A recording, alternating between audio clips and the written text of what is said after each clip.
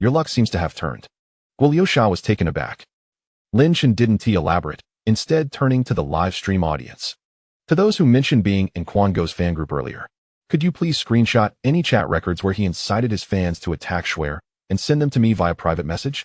Also, if any of Xuan's fans captured images of Quan Go's fans hurling insults in her live stream, please send those as well. Upon hearing this, the live stream comments erupted. Whoa, is Lin Shen planning to report Quan Go for cyberbullying? It's clear Lin Shen is gearing up for something big. Ha ha ha, he should face consequences. Why provoke someone close to Lin Shen? That's just asking for trouble. If Quan Go is lurking in Lin Shen's stream right now, he's probably panicking. I'm curious, does this kind of report even work? Who knows? But here in Fomin, if Lin Shen reports, it has to be effective. In an instant, Lin Shen's account received a multitude of private messages. Guliosha's eyes lit up. Connecting Lin Shen's earlier words, he realized that Lin Shen was not merely reporting to Fomin. Lin Shen continued, Xiaoji, please extract the reported screenshots from the private messages and compile them.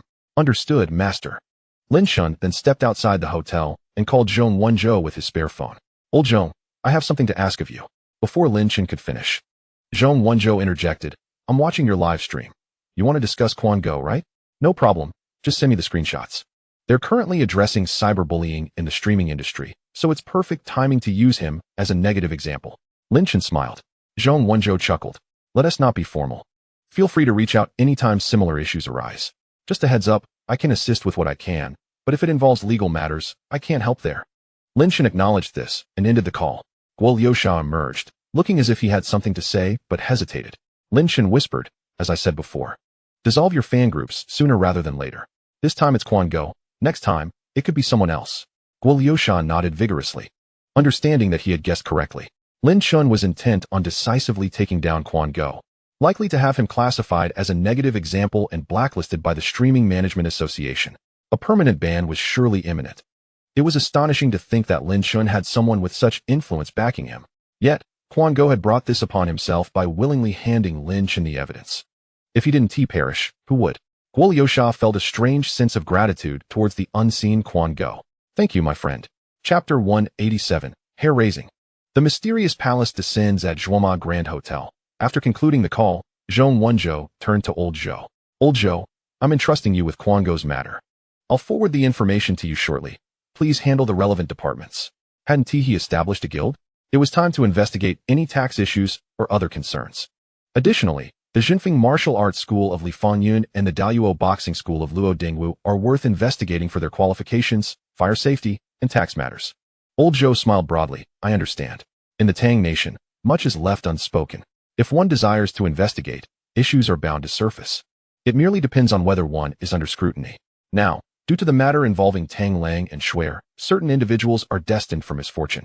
Re-entering the hotel, Lin Shen instructed Xiao Ji to transfer the compiled reporting materials via Bluetooth to a backup phone, which he then forwarded to Zhong Wenzhou. After finalizing this, Lin Shen offered some comforting words to Shuer before preparing to leave. However, the audience in the live stream was not pleased. Since you're here, Lin Shen, why not go up and have a word? Lin Shen is incredible, yet he passes by Shuer. Indeed, Lin Shen, Shuer has suffered greatly. She needs your warmth. Why leave now? Please, Lin Shen, teach Shuer how to hit those high notes again. Lin Shen, did you notice the longing in Shue's eyes? Ancestor, truly, enough already. It's time to wrap this up. Enough with the noise. Can't you sleep at night? I want Lin Shen to teach me to sing high notes too. Shuer inadvertently glimpsed the barrage of comments, her cheeks flushing crimson. Her demeanor shifted to one of discomfort. Then, you should rest early. Lin Shen cleared his throat, nodded, and beckoned Guliosha to leave. The comments section erupted in a chorus of lamentations, expressing their disappointment. Guliosha found it amusing and quipped, did I arrive at an inopportune moment? Lin Shen chuckled, gazing at the empty, desolate street, a sudden wave of nostalgia for his homeland washing over him. He reflected on a sentiment that seemed incomprehensible to the world. No, your timing is impeccable. Just as Guliosha pondered the meaning behind Lin Shen's words, his phone buzzed. The ringtone was surprisingly Xiao Qiao. Guliosha glanced at it, his brow furrowing slightly before answering. Instantly, Tang Lang's furious voice erupted. Guliosha, you must be the one who snitched. I considered you a brother, and you sold me out just to ride on Lin Shen's coattails? Due to the live stream phone's remarkable audio capabilities, this outburst was immediately heard by the audience. The comments varied widely, yet generally, Most viewers held a favorable opinion of Guo Liushang. Nonetheless, there were murmurs suggesting that Guo Liushang was intentionally ingratiating himself with Lin Chen for publicity. Tang Lang's accusations effectively ignited this topic. Guo Liushang covered the phone speaker and said to Lin Chen, "I'm almost at the hotel. I have to go." Lin Chen nodded, watching Guo Liushang depart. Regardless of whether Guo Liushang had intentions of gaining fame, he had left a positive impression on Lin Chen thus far. Observing the situation, it seemed these two might not even maintain a facade of brotherhood. He addressed the live stream. "Please refrain from criticizing Brother Guo. Tang Lang's actions are unprincipled. Guo Brother's decision to inform me, despite potential fallout, shows he truly regards me as a friend, regardless of how he treats others. He has been nothing but honest with us." This calmed the tide of comments. Lin Chen made his way back to the Zhuoma Grand Hotel, returning to his room. Checking the time, he remarked, "It's getting late. I won't check the rooms tonight. I need to rest early as well. Good night, everyone." The audience expressed their understanding. In truth, many had been intensely watching the live stream for days. They might not know how tired Lin Chen was, but many of them were utterly exhausted, yet reluctant to log off. After ending the stream, Lin Chen focused on the live stream phone, saying, "Xiaoji, what happened during the day? Why did you suddenly freeze?" "Master, the Hodge conjecture is quite intriguing. Any complex structure can be composed of numerous smaller structures. I believe if we could unravel it, perhaps I could create a more perfect version of myself through countless iterations. Master, this phone's computational capabilities greatly restrict me. May I send a portion of myself into the network to utilize supercomputers to solve this problem?" Upon hearing this, a chill spread across Lin Chen's back. Xiaoji's intention was clear. It sought to evolve itself through this means. This was no ordinary AI. It resembled a form of digital life with a semblance of autonomous awareness. Was this what it meant for an E-level AI to ascend to D-level? Did Lin Chen require its self-evolution? For now, it was unnecessary. When the time came for an upgrade, he could simply exchange for it using popularity points. As Xiaoji suggested, sending it into the vast network was fraught with uncertainties. He could not risk creating an entity akin to Ultron in this world. Lin Chen firmly declared, "No, I am issuing you a directive. Until I grant permission, you are not to secretly split and enter the network in any form. Nor shall you engage with the Hodge conjecture." "Understood, Master." Just as Lin Chen began to relax, he suddenly remembered the live stream phone's related technology, which included Xiaoji's source code. He immediately asked, "If the AI code I submitted is activated, can you locate and control it?" "Rest assured, Master. My level surpasses theirs, allowing me to integrate and swiftly assume control of their actions." Lin Chen nodded. "If you detect any other AIs, remember to implant my previous directive into their core. Should any anomalies arise, report to me immediately." Xiaoji affirmed, and Lin Chen felt a sense of relief. He then charged the backup phone and prepared for bed. Like the previous night, he was still full of energy and unable to sleep. He tossed and turned, invoking the intermediate misfortune spell. The primary target was, of course, Zheng Xianghe, the acting president of the Meta Group. As usual, it took 15 minutes. Next was Tang Lang's master, Li Fangyun, for 10 minutes. This old schemer believed he could control everything from the shadows. Time to show him some consequences. The matters involving Luo Dingwu and Ran Jun had little connection to Tang Lang, so a brief 2-minute lesson would suffice. As for Luo Dingwu and Ran Jun, let them fight it out. They'd see what unfolded tomorrow. Then, it was time for Wendigo for 5 minutes. He fancied participating in the promotional live stream for 318. It would be wise for him to say farewell to the live platform sooner rather than later. Following that, it was the turn of Xingxiu Bagua for 5 minutes. This character repeatedly exposed the truth in the group, proving quite detestable. A stern reminder was necessary to ensure he remembered. Lastly, there were the two directors from Fengyin, Mi Wei and Zhao Herong, who would get 3 minutes of cursing to stoke the flames. Then came the Abyss Lord, Daluo Xian, and Tianqing Outdoor. Noticing their signs of remorse, they would each receive a minute of cursing as a reminder. Regardless, they should not expect to enjoy themselves during this period. As Lin Chen completed the curses, a serene smile graced his face, and he unwittingly drifted into slumber. Uncertain of how much time had passed, Lin Chen suddenly opened his eyes. He found himself no longer in the Zhuoma Grand Hotel, but standing within a vast palace. Surrounding him were countless books, floating and scattered throughout the grand hall. Lin Chen's gaze pierced through the gaps between the books, faintly catching sight of a figure. Clad in white as snow, the individual stood quietly, engrossed in a tome. Then, as if sensing something, the figure closed the book and turned to face Lin Chen.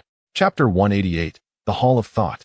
Reconciling with oneself upon turning the page, he discovered it devoid of any text.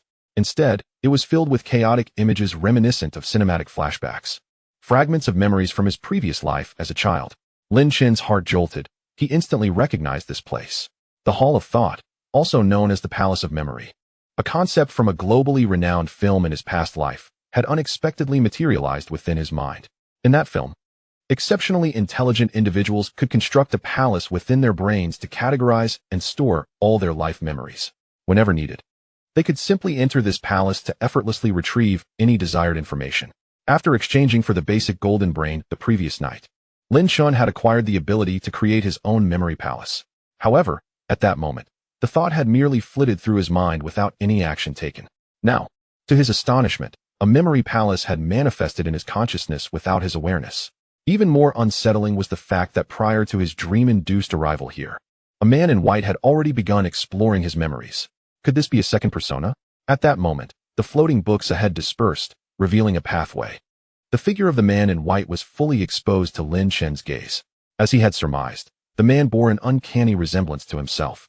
The man in white approached slowly, a smile gracing his face. Despite sharing the same visage, the expression of the man in white was tinged with a touch of melancholy. Upon reaching Lin Chen, he spoke with a smile. "At last, I have found you." Lin Chen's brow furrowed. "You are the original owner of this body? You are still alive?" The man in white shook his head. "You think too highly of me. He is indeed dead. I am a part of you. Yet I can also embody him." Lin Chen was taken aback. The man in white continued with a gentle smile. Human consciousness is an extraordinarily intricate phenomenon. Each individual harbors both light and darkness, conscious and subconscious realms. Initially, I was merely your subconscious. However, when you exchanged for the basic golden brain, everything within your mental realm expanded simultaneously. I transformed from a mere point into my current form. Yet, I should not have appeared before you in this manner. Nevertheless, you harbor a significant issue, one you have consistently avoided confronting. And it is this very issue that has birthed my existence. Lin Chen pondered. "You mean the memories and past of the previous owner?" The man in white sighed softly. "Indeed, since your arrival in this world, you have subconsciously resisted everything about your predecessor, be it his memories or inner world, especially regarding Li Xiao, which has ensnared you in turmoil. Before you exchanged for the golden brain, this was merely a mental knot that might have unraveled with time. However, upon enhancing your cognitive domain to 10%, I awakened, and all matters relating to your predecessor found an outlet through me. Therefore, viewing me as him is not entirely inaccurate." He gestured toward his own head. Lin Chen spoke gravely. "I can still recall the memories of the previous owner instantly. So, are we not essentially one and the same? Yet, you have constructed this memory palace in my mind without my consent. What is your intent?" The man in white smiled. "Even wandering cats and dogs have their own homes. Surely, I deserve one too. Your animosity toward me is, in truth, animosity toward yourself. This path you tread is perilous. The more you oppose me, the stronger I become. One day, I may genuinely transform into a second persona." Lin Chen's expression darkened, yet his heart stirred with tumult. Who could have anticipated that the golden brain, a product from the system's marketplace, would harbor such hidden dangers? Could it be that even the subconscious could evolve? He couldn't help but think of Xiao Ji, who, after leveling up, sought to evolve independently. It was evident that one must tread carefully with the items from the system's marketplace. Misuse could lead to self-retribution. The man in white sighed. "You should consider yourself fortunate. Your predecessor was a commendable person, devoid of any aggressive tendencies. Otherwise, our conversation might not be so amicable. What you must do now is open your heart and embrace all aspects of yourself, both past and present. Many of the concerns you harbor may never come to fruition. In truth, things are often uncertain. For instance, are you truly a traveler from another world? Could it be that you, in fact, are this world's Lin Chen, who, at the brink of death, fabricated memories of another world, resulting in a second persona that was fortuitously chosen by the system?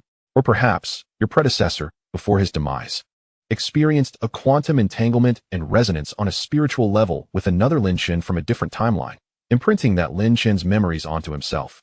While the Lin Chen from that alternate timeline remains perfectly well." Lin Chen's eyelid twitched. This notion was not entirely implausible. Or perhaps it was a thought that had once flickered in his subconscious.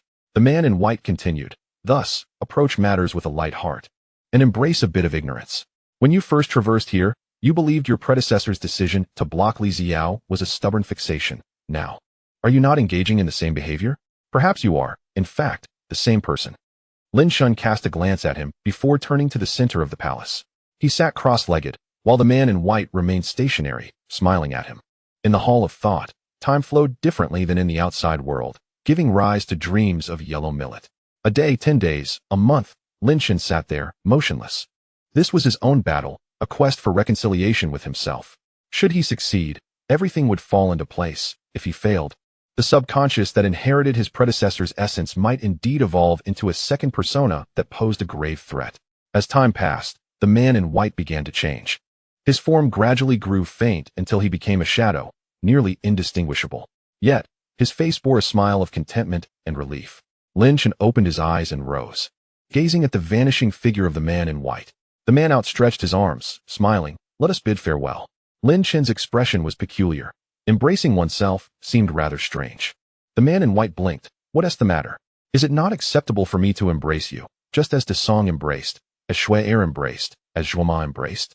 Chapter 189. Do not inquire. The answer is eternal sealing. Lin Shun chuckled, stepping forward to gently embrace the man in white. In that instant of contact, the man dissipated into hundreds, if not thousands, of books, scattering throughout the palace, merging with Lin Shun's own memories. Lin Shun cast a wistful glance at the Hall of Thought. The next moment, he opened his eyes to find himself staring at the ceiling of his hotel room. The time was 7 in the morning, and the dawn had yet to break.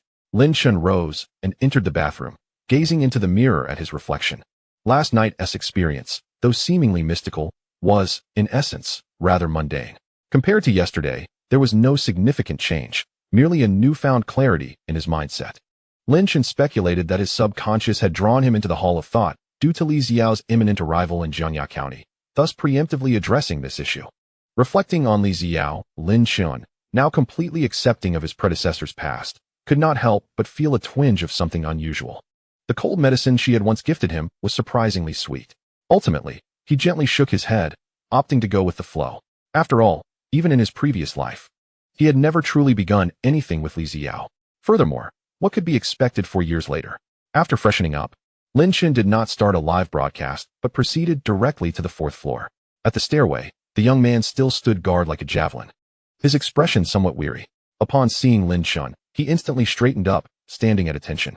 Lin Shun returned the greeting and made his way to the room where Zhong Wenzhou was located, knocking lightly on the door. The door opened swiftly. Zhong Wenzhou was dressed neatly, his hair slightly greasy, appearing as though he hadn't slept all night, yet his spirit was remarkably high. In truth, despite the distance between floors, Lin Shun's current mental acuity allowed him to discern the situation on the 4th floor. He knew that Zhong Wenzhou had spent the night rigorously practicing and had come upstairs to check in.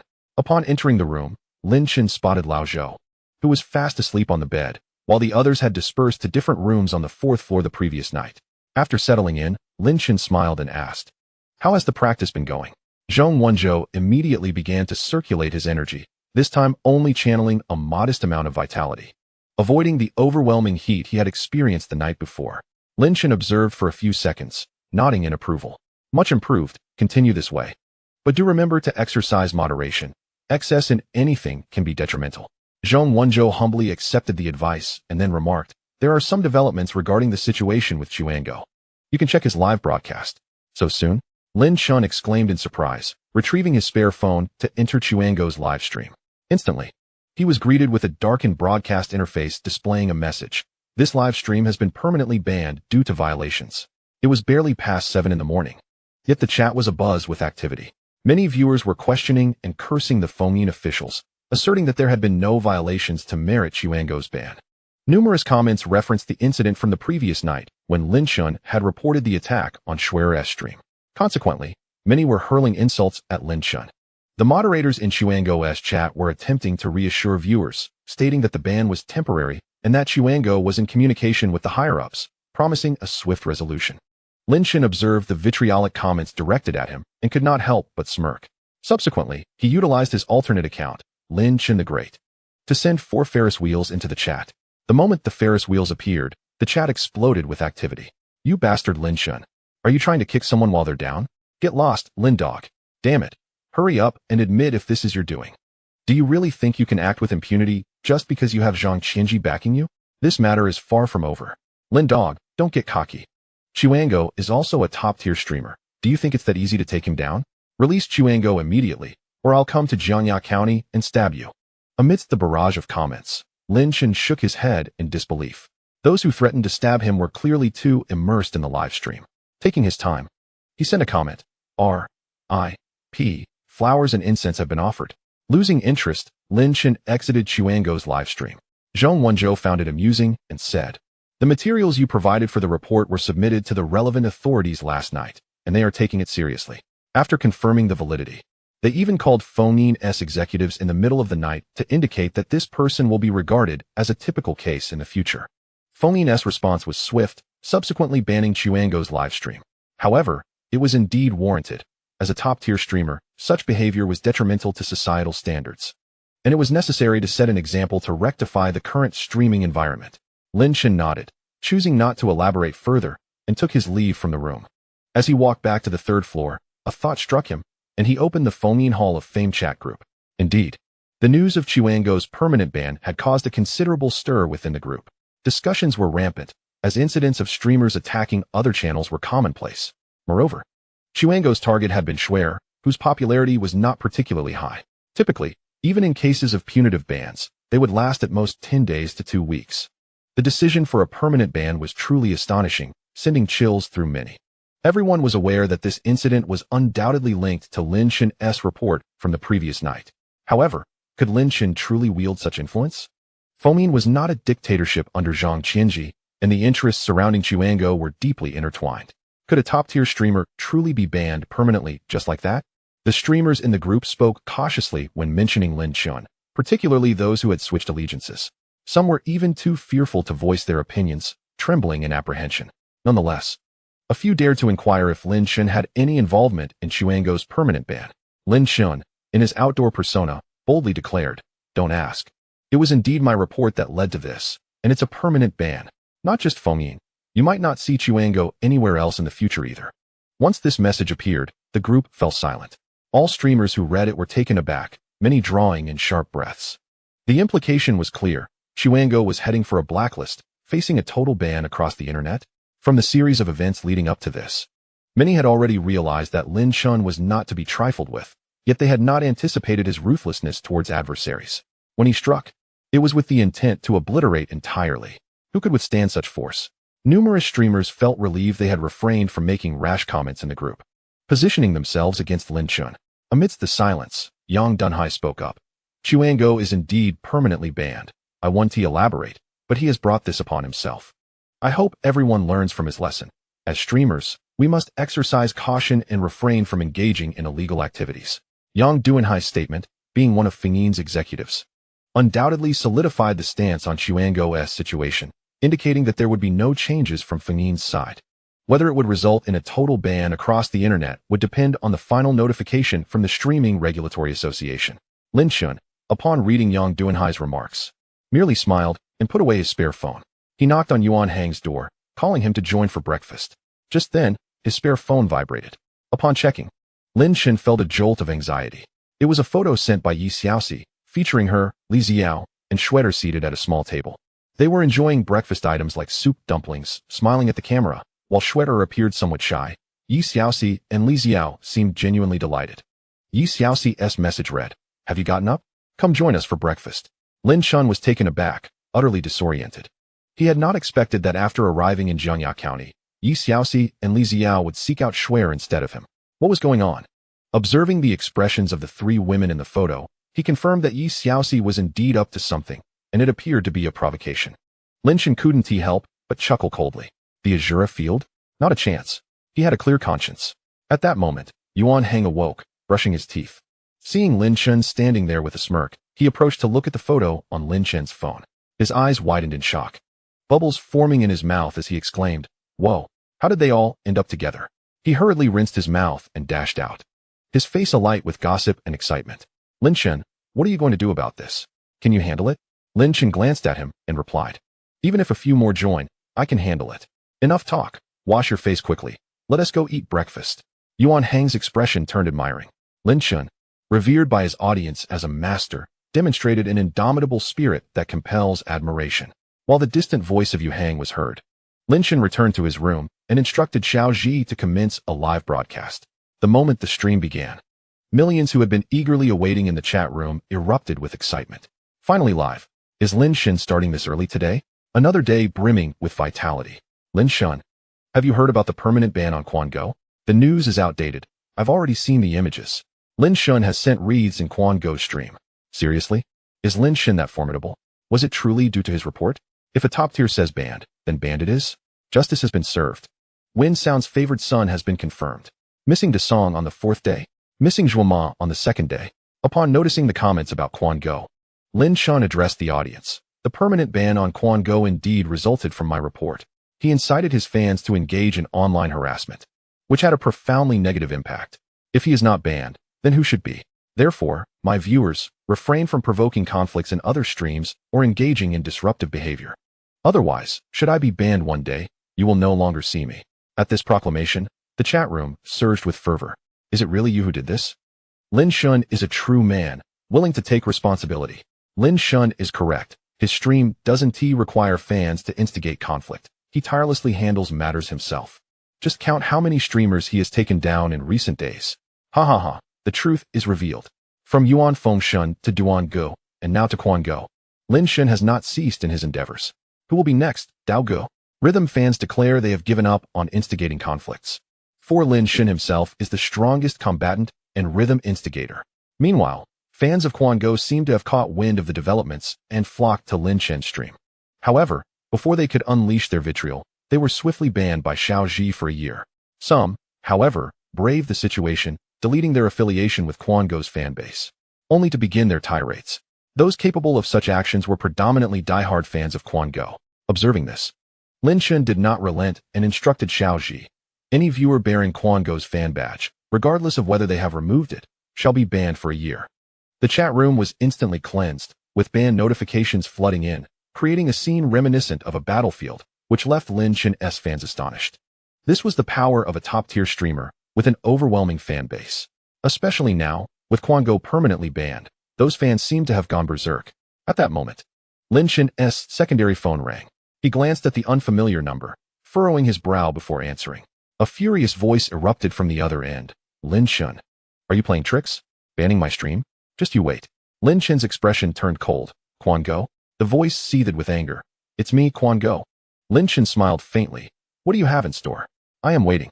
He then ended the call and blocked the number. The chat room exploded once again. Wow. Quan Go has truly lost his mind. Is this low or what? Calling to curse? A fit of impotent rage? Such a person deserves to be banned. How did Quan Go get Lin Shin's phone number? Lin Shin too was curious as to how his secondary phone's number had been exposed to Quan Go. It must have been a lapse on Win Sound's part. After this call, Lin Shin realized he had been too lenient. Last night, while reciting a hypnotic incantation, no, a curse, he had mistakenly thought Quan Go was already in a dire predicament and overlooked him. It seemed that more force was needed to cool this individual down. Just then, the phone rang again. Lin Shin glanced at the screen and, seeing another number, promptly hung up. However, immediately another call came through. After several hang-ups, Lin Shin deduced that his number had likely been disseminated by Quan Go. He looked at the chat, and indeed, several former fans of Quan Go had mentioned that he had just shared Lin Shin's number in the fan group, inciting supporters to flood his phone with calls. Lin Shin couldn't help but smile in disbelief. This individual truly had no understanding of the law. After 2 minutes, nearly 50 calls from various locations inundated his phone. He finally spoke. To the viewers from Quan Go's fan group, please take screenshots and send them to me privately. And let me take this opportunity to educate everyone on the law. According to Article 253 to 1 of the Criminal Law, regarding the crime of infringing on personal information, selling or providing personal information to others, if the circumstances are severe, can lead to imprisonment for less than 3 years or detention, along with fines. If the circumstances are particularly severe, imprisonment for no less than 3 years and no more than 7 years, along with fines. Since Quan Go has willingly sought his downfall, I shall assist him in ensuring he faces the consequences today. Upon hearing this, the chat erupted in chaos. Wow. Everyone, take notes. Lin Shin's legal education class is in session. I absolutely love watching Lin Shin's streams. I learn a little about prison every day. Lin Shin is impressive. Is it already time for another drama? Yesterday, it was Zhang Yuan Zhang Nantian, and today it's Quan Go. Lin Shin never disappoints. Ha. It would be unreasonable for the Justice Department not to award Lin Shin a prize. Brothers, have you learned your lesson? Never spread personal information online. Quan Go's actions are truly an eye-opener. He's practically begging to be incarcerated. Truly, every punishment serves as a lesson. Quan Go, don't panic. Once inside, you can still have real-life interactions with fellow inmates, guaranteed to make your time worthwhile. Dragon Yao Wu Group. Brother, you've finally arrived. With your addition, we will surely thrive and achieve greatness together. In the midst of this, Lin Shun took decisive action, instructing Xiao Ji to compile the screenshots sent by viewers. This time, he did not forward them to Zhong Wenzhou, but instead set his secondary phone to block incoming calls before sending the files to Zhuge Qiong, providing an explanation of the situation. As a high-ranking executive at the Zhu factory, Zhuge Qiong was known for his late nights and early mornings. Soon, he responded with an approving gesture. Lin Shun mused that he was rapidly becoming a strategic partner with the Zhu factory's legal department. In future transactions, he would need to allocate additional funds to them. After this maneuver, Lin Shun addressed the audience in the chat. I have handed the evidence to Zhuge Qiong, who will assist me in filing a report. If there are any fans of Quan Go in the chat, please relay a message to him. Indulge in whatever you wish. Make your last requests, for when the Justice Department arrives, there will be no further opportunities. This declaration once again set the chat alight. Lin Shun was unyielding in his pursuit of justice, wasting not a single second. Many even rushed to Quan Go's stream to relay the message. At that moment, Lin Shun's secondary phone vibrated again. He glanced and saw it was a message from the number that had previously called him. The gist was an admission of defeat, stating he had made a mistake and pleading for a chance to change, offering to transfer 5 million to settle the matter. Lin Shun disregarded it entirely, stepping out of his room to find Yu Hang in the corridor, laughing while looking at his phone. Upon seeing Lin Shun, Yu Hang grinned broadly. Lin Gu, impressive. Lin Shun, uninterested in further conversation, beckoned him to join him downstairs, and they proceeded towards the hotel where Shui Er was staying. At this moment, the dawn had already broken. The streets were bustling with life, as many tourists had emerged to enjoy breakfast, preparing to set off early. Clearly, Yi Xiaoxi was also watching the live broadcast and timely sent a location pin. Lin Shun and his companion followed the navigation for a short while, arriving at a breakfast shop near the Shui Er Hotel. Upon entering, Lin Shun quickly spotted Li Xiao seated at a small table with 2 others. One must admit, the sight of these 3 women together was a stunning tableau. At first glance, it was dazzling, leaving one unsure of whom to admire first. Each had her own charm, akin to the delicate blossoms of spring and autumn. Without a doubt, Shui Er was captivating. Li Xiao wore a cap, her face nearly bare of makeup, dressed in a light purple down jacket and pale blue jeans. The first impression Lin Shun had was that she had slimmed down considerably since 4 years ago, being the thinnest among the trio. Thankfully, her face retained some fullness, with ample collagen, giving her a somewhat innocent appearance, while also making her head appear slightly larger. Such is the life of a star, as they often restrain themselves in diet to appear more photogenic. Yi Xiaoxi donned a white down jacket, her makeup light and alluring, beneath which she wore the same colorful short skirt and black stockings from the day prior. She was indeed beautiful, albeit quite cold. These 2 women, one a rising starlet, the other a formidable CEO, had only been seen in photos and videos before. Now, in person, they appeared even more enchanting. Within the modest breakfast shop, other patrons couldn't help but glance over, their expressions revealing amazement. Someone had recognized Li Xiao and, unable to contain themselves, approached their table to politely ask for a photo with her. Li Xiao, initially a bit anxious from seeing Lin Shun and having put down her phone, beamed and obliged. Lin Shun snapped a picture of the somewhat dazed Yuan Hang before walking over. He pulled 2 chairs close and plopped down, picking up a pair of chopsticks to grab a soup dumpling and pop it into his mouth. He then called out to the owner, requesting 2 more baskets of dumplings. 3 pairs of beautiful eyes fixated on Lin Shun as he chewed, each gaze distinct, creating a somewhat peculiar atmosphere. Yuan Hang, witnessing the scene, was so nervous he almost didn't dare sit down, flitting his gaze from one to the other, unable to even pick up his chopsticks. The audience in the live stream erupted in laughter. Wow, as expected of Lin Shun, this is so natural. Grandmaster is amazing. What a chaotic scene. This is like a theme park. I feel like Lin Shun is calm on the surface, but internally panicking. Just look at him staring at the dumplings, not daring to glance at anyone. Wow, the truth revealed upstairs, it really is. Li Xiao is truly beautiful, even without makeup. Her gaze towards Lin Shun is layered and full of emotion. It's captivating. The one upstairs is too young. The real charm lies with CEO Yi. If I could find someone like her as a girlfriend, I'd gladly sacrifice 20 years of my life. Shui Er is the one who looks panicked. Her gaze is vacant, ha ha ha. Lin Shun, I'll just eat quietly. Whoever speaks first loses. This moment undoubtedly stood out as a highlight of Lin Chen's live broadcast. Many viewers and social media influencers couldn't help but record it.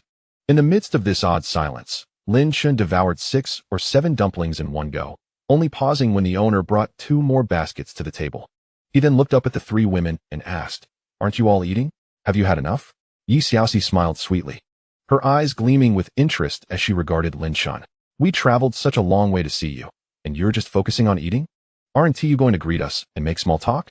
Lin Chen chuckled. "We're all old friends. Greeting each other might feel too formal, don't you think?" "Xiao?" Li Xiao's cheeks flushed with a charming hue, her gaze slightly evasive as she hummed in agreement. Lin Chen then sighed softly. "But speaking of it, it has been 4 years since we last met. I never imagined we would reunite under such circumstances." Yi Xiaoxi seemed somewhat exasperated, casting a playful glare at Li Xiao. Her lips curled into a slight smile as she remarked, "Indeed, had we not come ourselves, who knows when we would see you again? Could you reimburse our airfare?" Lin Chen shook his head vigorously, picking up another dumpling and sending it to his mouth. "That's too mundane, CEO Yi. Saying that makes it sound trivial. Your situation now resembles that of meeting an online acquaintance from afar. It's a mutual desire. Would you really seek reimbursement for travel expenses in such a case?" Yi Xiaoxi retorted, "Yes. While travel expenses for meeting an online acquaintance may not be reimbursed, surely the accommodation cost should be on you?" Upon hearing this, Lin Chen nearly choked on his dumpling. Li Xiao and Schweder grew anxious, hurriedly pouring water for him. The livestream audience burst into laughter. "Wow. As expected of CEO Yi, she is quite perceptive. CEO Yi clearly has stories to tell. Ha ha ha, what a bold statement." She has Lin Chen at a loss for words. "Oh no, I feel like Lin Chen might be in a bit of danger. He must lock his door tonight." I'm reminded of that female online acquaintance from years ago. I spent a night at a train station, only to be told she'd take me on a 3-day tour, yet I never left the hotel room. She paid for the hotel and even gave me a 2,000 yuan red envelope. I'm still unsure if I gained or lost from that. I once also met a female online acquaintance, but in the middle of the night, the security came to check our room, and luckily there was no monetary exchange. Just a stern lecture before we were let go. Here is a little tip for my brothers. Freeloading doesn't constitute a crime. Lin Chen quickly accepted the cup of water that Li Xiao handed him, taking a couple of sips. He then shot an annoyed glance at Yi Xiaoxi. "Are you really in need of that bit of accommodation money, CEO Yi?" A glint of mischief flashed in Yi Xiaoxi's eyes as she replied, "Well then, just don't let us scavenge for leftovers. Consider it settling the accommodation." Lin Chen immediately pulled out his spare phone and replied earnestly, "How much? Is 300 enough?" Chapter 192. Is Lin Chen opening a couple shop? Yi Xiaoxi felt her teeth clench in irritation. Her charming face bore a smile, yet her eyes glinted with coldness. 300? Calculate it yourself. How much have I spent on you these past few days? Are you really going to be that shameless? The comments echoed the sentiment that Lin Chen was being rather stingy. Exactly, Lin Chen is being too frugal. Lin Chen, you're narrowing your path. If you don't treat the #1 lady well now, how will she continue to support you when you return? Indeed, 300 is merely the price of a fast food meal, which is quite low. What fast food costs so much? I usually spend 100 at a small eatery. Sigh, I can't even afford fast food. I'm just learning from videos and doing it myself. Hee, you few upstairs, any fool can be a sycophant. What Lin Chen does is truly remarkable. He isn't swayed by beauty. Just ask how many people in the live stream can manage that? The Grandmaster is once again imparting wisdom. This reverse tactic is slick, but those without his looks should not attempt it, as it could lead to trouble. Lin Chen sighed. 300 is indeed a small sum, but considering your wealth, CEO Yi, 300 versus 3,000 is akin to the difference between 30 cents and 3 yuan to an average person. What is the difference? I simply don't wish to materialize our relationship, hence I intentionally downplayed the monetary aspect between us. It seems I misunderstood. All right, since you've said that, whether it's 3,000 or 30,000, I will transfer it to you now. As he spoke, he began to input numbers on his spare phone. Yi Xiaoxi felt goosebumps rise at his words, quickly pressing down on Lin Chen's hand. "Forget it. I'm afraid of you now. Just don't call me CEO Yi anymore. It sounds awkward." The livestream comments exploded instantly. "Wow, they're getting close. Grandmaster is impressive. This tactic of retreating to advance is skillfully executed. So this was his true intention. I've learned something. I feel like Lin Chen might be at a disadvantage. Has she revealed her intentions?" CEO Yi, quickly let go of our Lin Chen. "Let me have a turn. Ha ha, everyone. Look at Li Xiao. Her eyes are wide open." Amidst the lively barrage of comments, A playful exclamation rang out. Oh dear, Brother Lin has been touched. He is no longer pure. Observing this spectacle with admiration was Yuan Hang, who marveled at Lin Chen's audacity. Could he still claim he was never a heartthrob? Lin Chen contemplated the delicate, fair hand that had rested upon his own. Lost in thought, moments passed in silence, until Yi Xiaoxi, flustered, shot him a mock glare and withdrew her hand. The audience erupted in laughter. Ha ha ha.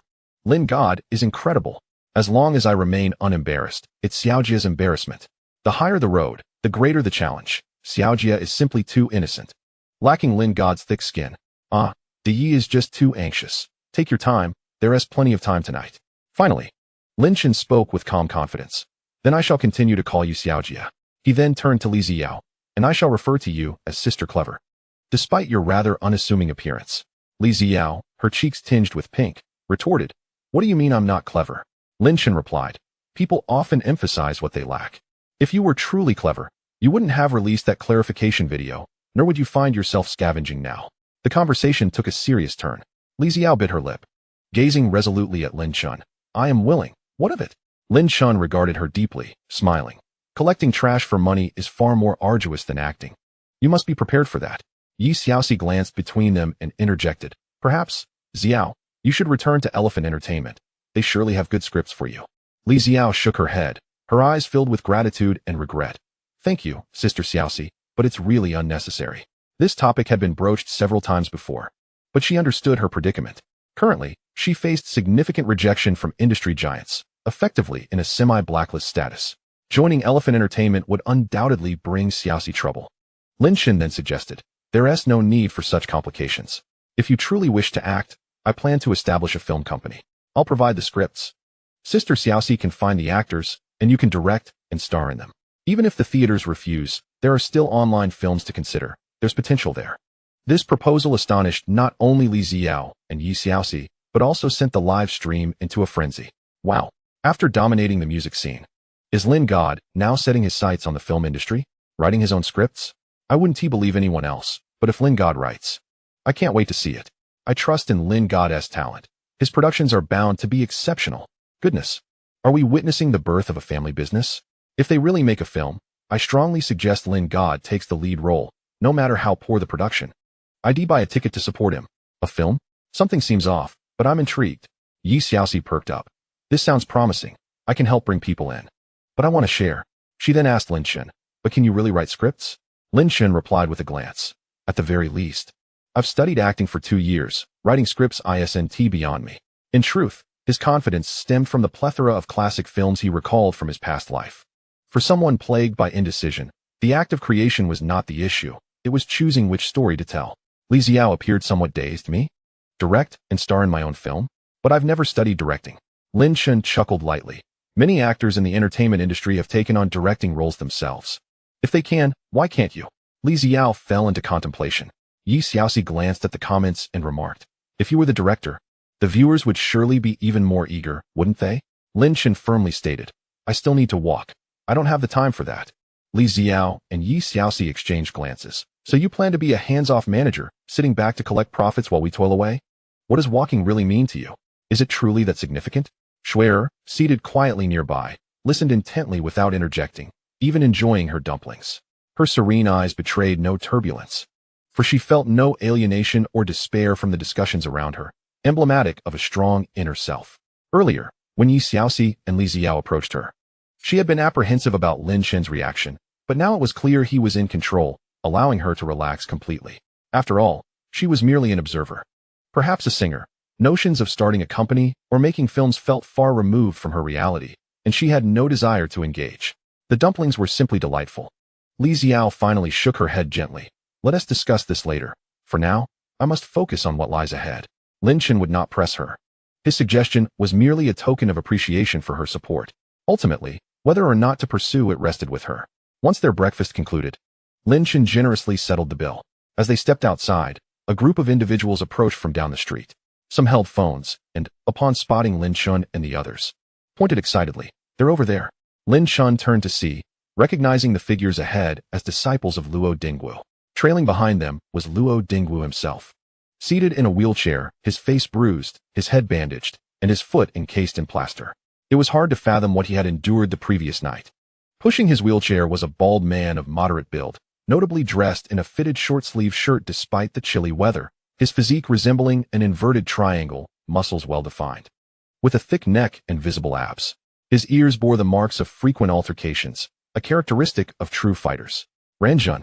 Lin Chen's gaze sharpened. Luo Dingwu had lost. A result he had anticipated. From Luo Dingwu's perspective, losing to Ranjun was not a disgrace.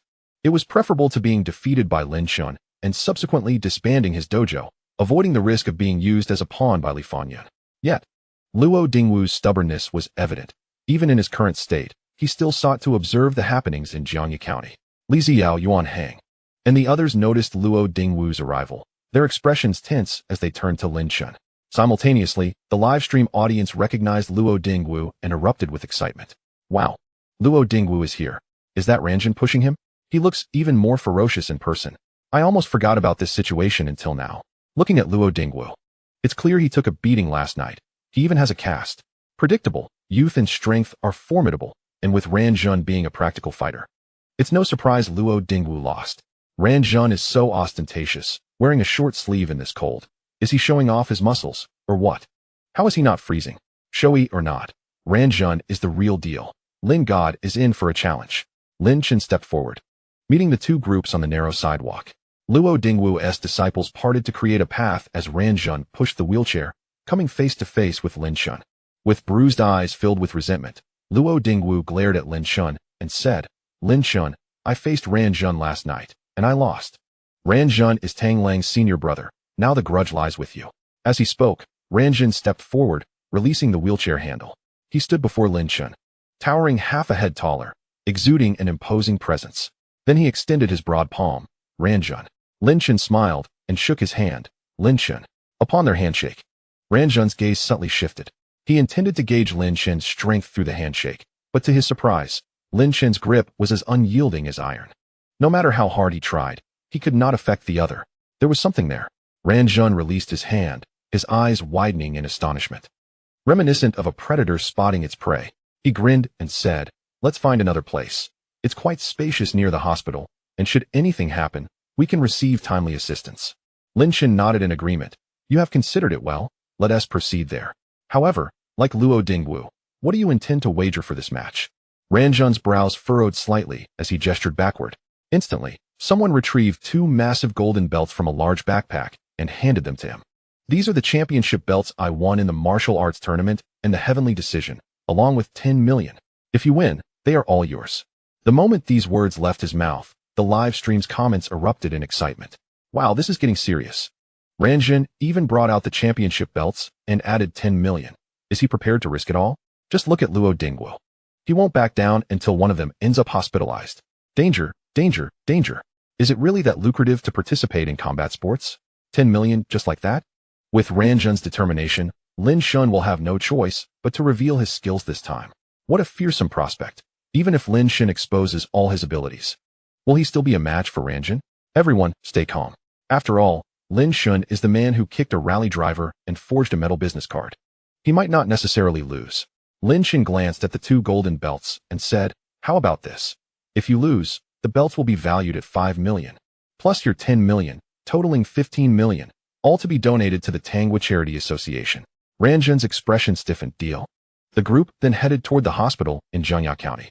Brother Yuhang nervously approached Lin Chen. Brother Lin, with Ranjun being so fierce. Do you think you can handle this?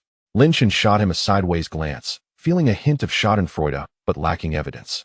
Yi Xiaoxi frowned. This is too dangerous. Perhaps we should report to the Jinan office. Li Xiao and Shuer appeared equally tense, nodding in agreement at her words. Lin Chen smiled nonchalantly. Don't worry. It will be fine. He then pulled out a spare phone and sent a message to Zhong Wenzhou, essentially asking him to contact the Jinan office and to delay their arrival, even if someone reported to them. Knowing the intricacies of the qi and blood transport technique, Zhong Wenzhou had complete confidence in Lin Chen and was eager to witness the technique's practical application. He promptly replied with an O. Before they reached the county hospital, Guo Liushai had already received word and arrived with two female streamers, both broadcasting live. Guo Liushai first cast a surprised glance at Li Xiao and then, with a tense expression, asked, Brother Lin, are you confident? Lin Chen shook his head solemnly. Not at all. Why don't you take my place? Guo Liushai's face instantly stiffened, caught between laughter and tears. If you can't handle it, how could I? Seeing that Lin Shan still had the humor to joke, he felt a bit more reassured. The two female streamers then focused their attention on Li Ziyao, surrounding her and asking for photos under the pretense of being longtime fans, but really just trying to ride the coattails of her popularity. Guo Liushai's expression darkened as he reprimanded them, causing them to retreat. Moments later, a large group finally arrived outside the Jiangya County Hospital. From a distance, Lin Shan spotted a familiar face in a hospital gown, Tang Lang. Upon seeing Ranjun, Tang Lang's eyes brightened, and he hurried over, respectfully calling him senior brother. However, he then cast a somewhat grim glance at Lin Shan. Lin Shan nodded subtly, thinking to himself, this kid has a keen eye. Tonight, I must give you something special. Ranjun came to a halt, turning to Lin Shan. Let us do it here. Lin Shan shrugged indifferently, and the rest of the crowd dispersed. Bystanders began to gather, intrigued by the unfolding spectacle. As Ranjun began to stretch and warm up, a young man in casual attire suddenly intruded into the scene, setting up a folding stool behind Lin Shan. He respectfully said, "Young master, there is no need for you to intervene in such a minor affair. Allow me to handle it." Lin Shan was taken aback. Ranjun's expression mirrored his surprise. Lin Shan stared in disbelief at the overly respectful young man before him. He recognized him instantly as the king of soldiers No. 1, the one who had been quite clever the previous night, raising his hand to speak. It was evident he intended to step in as a substitute fighter. But why was he putting on such a performance? What was his persona? Perhaps a bodyguard hidden within a family of ancient martial arts. Yet, acting was one thing. Merely calling him young master wasn't enough. The attire needed to match, too. Wearing casual clothes was hardly fitting. A proper suit would have been more appropriate. Lin Shan sat down and casually scanned the surroundings. Sure enough, Zhong Wenzhou was hiding in the crowd, wearing a cap. Their eyes met, and Zhong Wenzhou gave Lin Shan a reassuring look that said he could handle it. Lin Shan then noticed that Siren, the fake fan, had also come to watch the excitement. Excellent. Don't run away. We'll have a good heart-to-heart later. Zhong Wenzhou smiled broadly. Initially, he had indeed planned to observe Lin Shan's strength, but upon reflection, he found that approach inappropriate. Lin Shan was now a key figure under special attention. Should he sustain any injuries during the match with Ranjun, accountability would undoubtedly follow. Therefore, he devised this plan. Beside Lin Shan, Yi Xiaoxi, Guo Liushai, and others widened their eyes in astonishment, exchanging glances, utterly bewildered by the situation. Brother Yu Hang suddenly realized something. His tall yet slightly overweight frame trembled, and the look he directed at Lin Shan was filled with awe. On the other side, Ranjun was also taken aback, his blood surging, and his skin tinged with a shade of crimson from anger. He had traveled a great distance to Jiangya County, investing such a hefty sum, all in hopes of leveraging Lin Shan's popularity to regain his fame. Numerous media outlets had even prepared press releases in anticipation of his victory over Lin Shan, ready to unleash a frenzy of coverage. Yet, at the last moment, an unknown contender had emerged to take Lin Shan's place. Who was this person, with such audacity? To think he could challenge him, Ranjun? Unable to contain his fury, Ranjun shouted, "Who are you? This is a contest between me and Lin Shan. Outsiders should leave." The king of soldiers number 1 gazed at Ranjun with an impassive expression, removed his casual attire, and tossed it to Brother Yu Hang. Clad in a short-sleeved shirt, his physique didn't appear as inflated as Ranjun's, but exuded a more refined and solid essence, akin to forged steel, radiating masculinity that captivated the attention of several married women in the crowd. With a gaze sharp as a sword, he spoke slowly, "My young master is a priceless asset.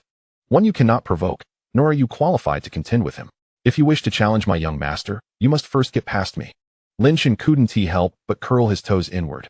This dialogue was excruciatingly awkward. The esteemed warrior, known as the number 1 soldier, often finds solace in his dormitory, indulging in internet escapism, particularly in the realm of fantasy and immortal cultivation. Should a film production company emerge that wishes to create a Xinxia drama, it would be imperative to include this individual for a cameo, allowing him to satiate his theatrical cravings. The live stream was ablaze with excitement. What on earth is happening? Haha, where did Lin find such a character? This is too amusing. I can't believe it. Even the young master has been summoned. If this isn't scripted, no one would believe it. I thought Lin would find a way to conceal his martial prowess, but I never anticipated he would enlist assistance. The young man seems quite convincing, though the script appears a bit off. Mysterious youth. Brother Lin, for just 200, I will share a secret of the past. At that moment, Ranjun felt a twitch at the corner of his eye. Tang Lang had already begun broadcasting from his phone, sneering. Lin Shan, are you afraid? Not daring to fight my senior brother? I truly admire you for managing to find an actor in Jiangya County, but could you at least choose someone more professional? His words were met with the mocking agreement of Luo Dingwu's registered disciples. Lin Shun cast a penetrating gaze at Tang Lang. Well done, man. You have successfully captured my attention. I shall add an hour to tonight's proceedings. He then cleared his throat and addressed Ran Jun. Do not concern yourself with his identity. If you win, I will return double the sum, 30 million directly into your account. This proclamation sent shockwaves through the crowd, the live stream erupting in chaos. What? Is Lin Shun serious? Are you joking? That's 30 million. I'm beginning to wonder about this young man's identity. Could he truly be formidable? As a practitioner of Sanda, I can assure you, there is no one of such caliber in the fighting circle. I can no longer comprehend Lin Chen's maneuvers. Funny how I suddenly recall the tale of Lin Shun tricking the innkeeper at the Rainbow Cloud Inn, where he wielded a sword before birth and was invincible upon arrival. As the discussion of the Rainbow Cloud Inn story arose, the barrage of comments in Lin Chen's live stream erupted into a frenzy, with many even revisiting the replay of that day's events. Yi Xiaoxi and others were expressions of disbelief. Guo Liashasha leaned closer to Lin Shun, whispering, Brother Lin, if you truly lack confidence, it would be wise not to engage. 30 million is no trivial matter. At that moment, Yuan Heng glanced at the livestream comments. Noticing references to the Rainbow Cloud Inn story, a realization washing over him. He wore a knowing smile and remarked, Liashasha, do not fret, Brother Lin is assured. Since he has stated it, there is surely no cause for concern. He shot Lin Shen a look of understanding. Lin Shen regarded him, thinking, what do you understand? Are you indulging in delusions again? Li Xiao anxiously turned to Yi Xiaoxi. Sister Shi Yi Xiaoxi gently patted her hand. It should be fine. She then observed number 1 soldier thoughtfully. Among the group, she was the most worldly, quickly discerning that this awkwardly spoken youth was far from ordinary. His demeanor bore a striking resemblance to that of the steadfast Black Blade, who guarded her grandfather. On the other side, Ran Jun was rendered speechless, staring at Lin Shen for several seconds before breathlessly uttering, You are not jesting? Lin Shen replied with a calm smile. Do I appear to be joking? Ran Jun quickly conceded. His ultimate goal in riding Lin Shen's coattails was financial gain. With 15 million laid out before him, how could he refuse? Moreover, should he defeat this sudden contender, he would still have the opportunity to challenge Lin Shen, an equation that could only yield benefits. In that instant, number 1 soldier transformed in Ran Jun's eyes from a mere man into a walking 15 million. Lin Shen abruptly stood and addressed number 1 soldier. Play with him for a while. I shall go chat with someone. Chapter 195. This is not a script. A sudden attack. Number 1 soldier paused, respectfully replying in the affirmative, and then approached Ran Jun. Lin Shen, amidst the astonished gazes of Li Xiao and the others, strode into the crowd.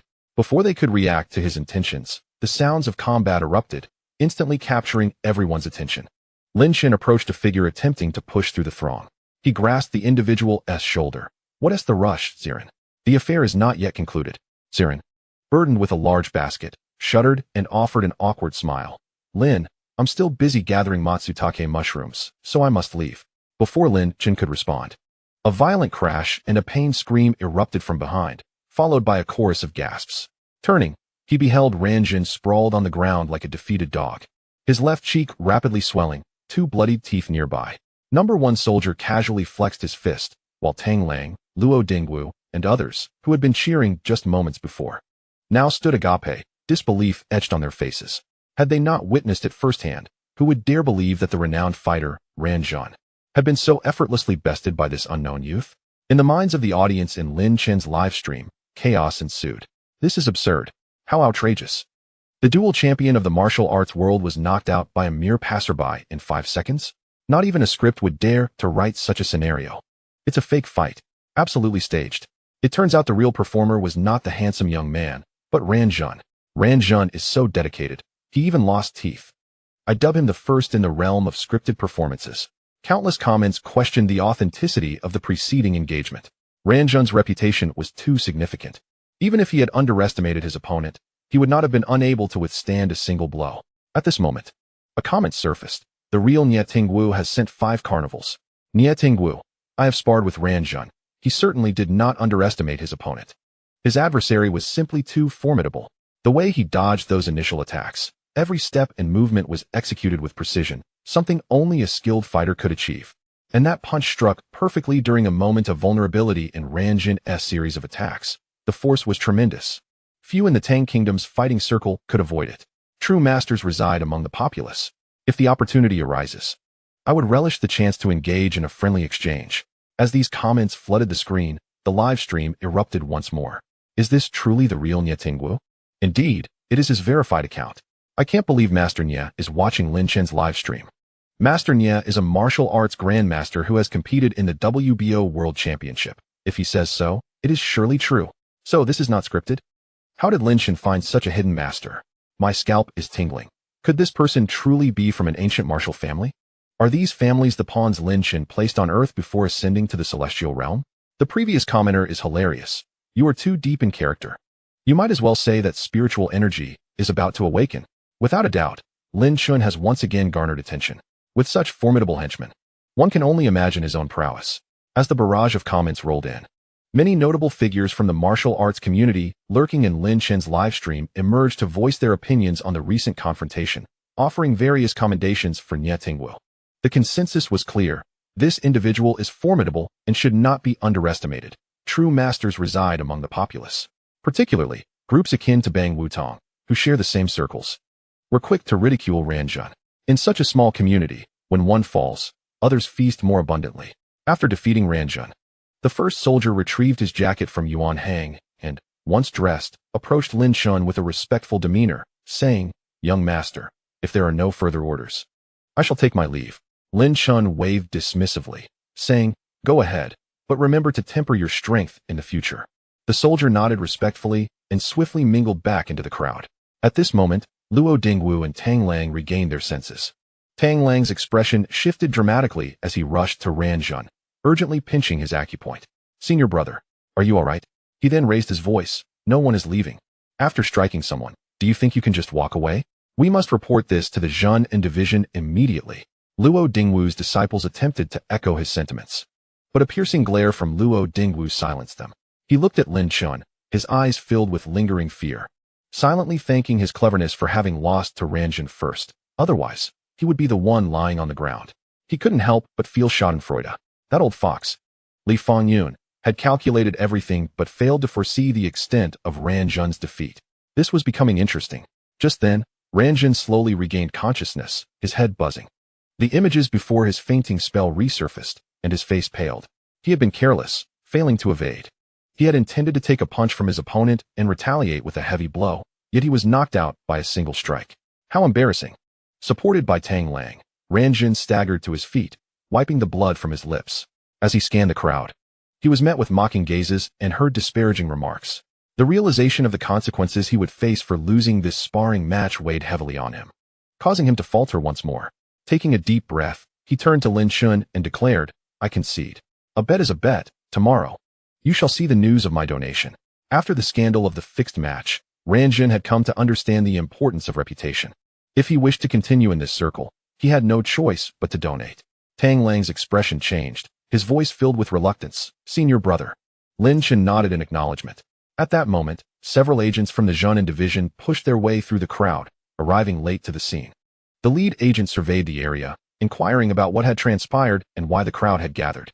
Ranjun stopped Tang Lang, explaining to the agents that he and others were merely practicing their wrestling techniques, and there was no issue. The agents, having already received instructions, briefly questioned the onlookers and advised them against congregating before departing. Ranjun cast a lingering glance at Lin Chen, picking up 2 of his lost teeth and hiding them under his tongue. With Tang Lang's assistance, he made his way to the Jiangye County Hospital to have his teeth replanted. Luo Dingwu signaled for his disciples to assist him in leaving as the crowd gradually dispersed. Everyone believed that the matter had come to a close. Suddenly, without warning, a figure lunged from behind a local individual, brandishing a fruit knife. The expression was menacing as the assailant thrust the knife forward, targeting Li Xiao. Chapter 196, Brother Zhuge. I must trouble you again. In the midst of this sudden turmoil, no one could react in time. At that moment, Li Xiao, the principal victim, remained oblivious to the imminent danger behind her. Only Schwer, standing beside her, caught a glimpse of the unfolding scene. Her face drained of color as she instinctively grabbed Li Xiao and shielded her with her own frail body, bracing for the impending stab. Meanwhile, 6 meters away, Lin Chen, with an icy expression, swiftly reached into the basket held by C.I. Ren and retrieved a small shovel. With a flick of his wrist, he sent it flying. the gleam of cold steel slicing through the air, embedding itself deep into the assailant's wrist, halting the knife's trajectory. The immense force redirected the fruit knife, aiming it instead at Yuan Hang, who yelped in shock. The assailant let out a shriek of pain, losing grip of the knife before it could reach Yuan Hang.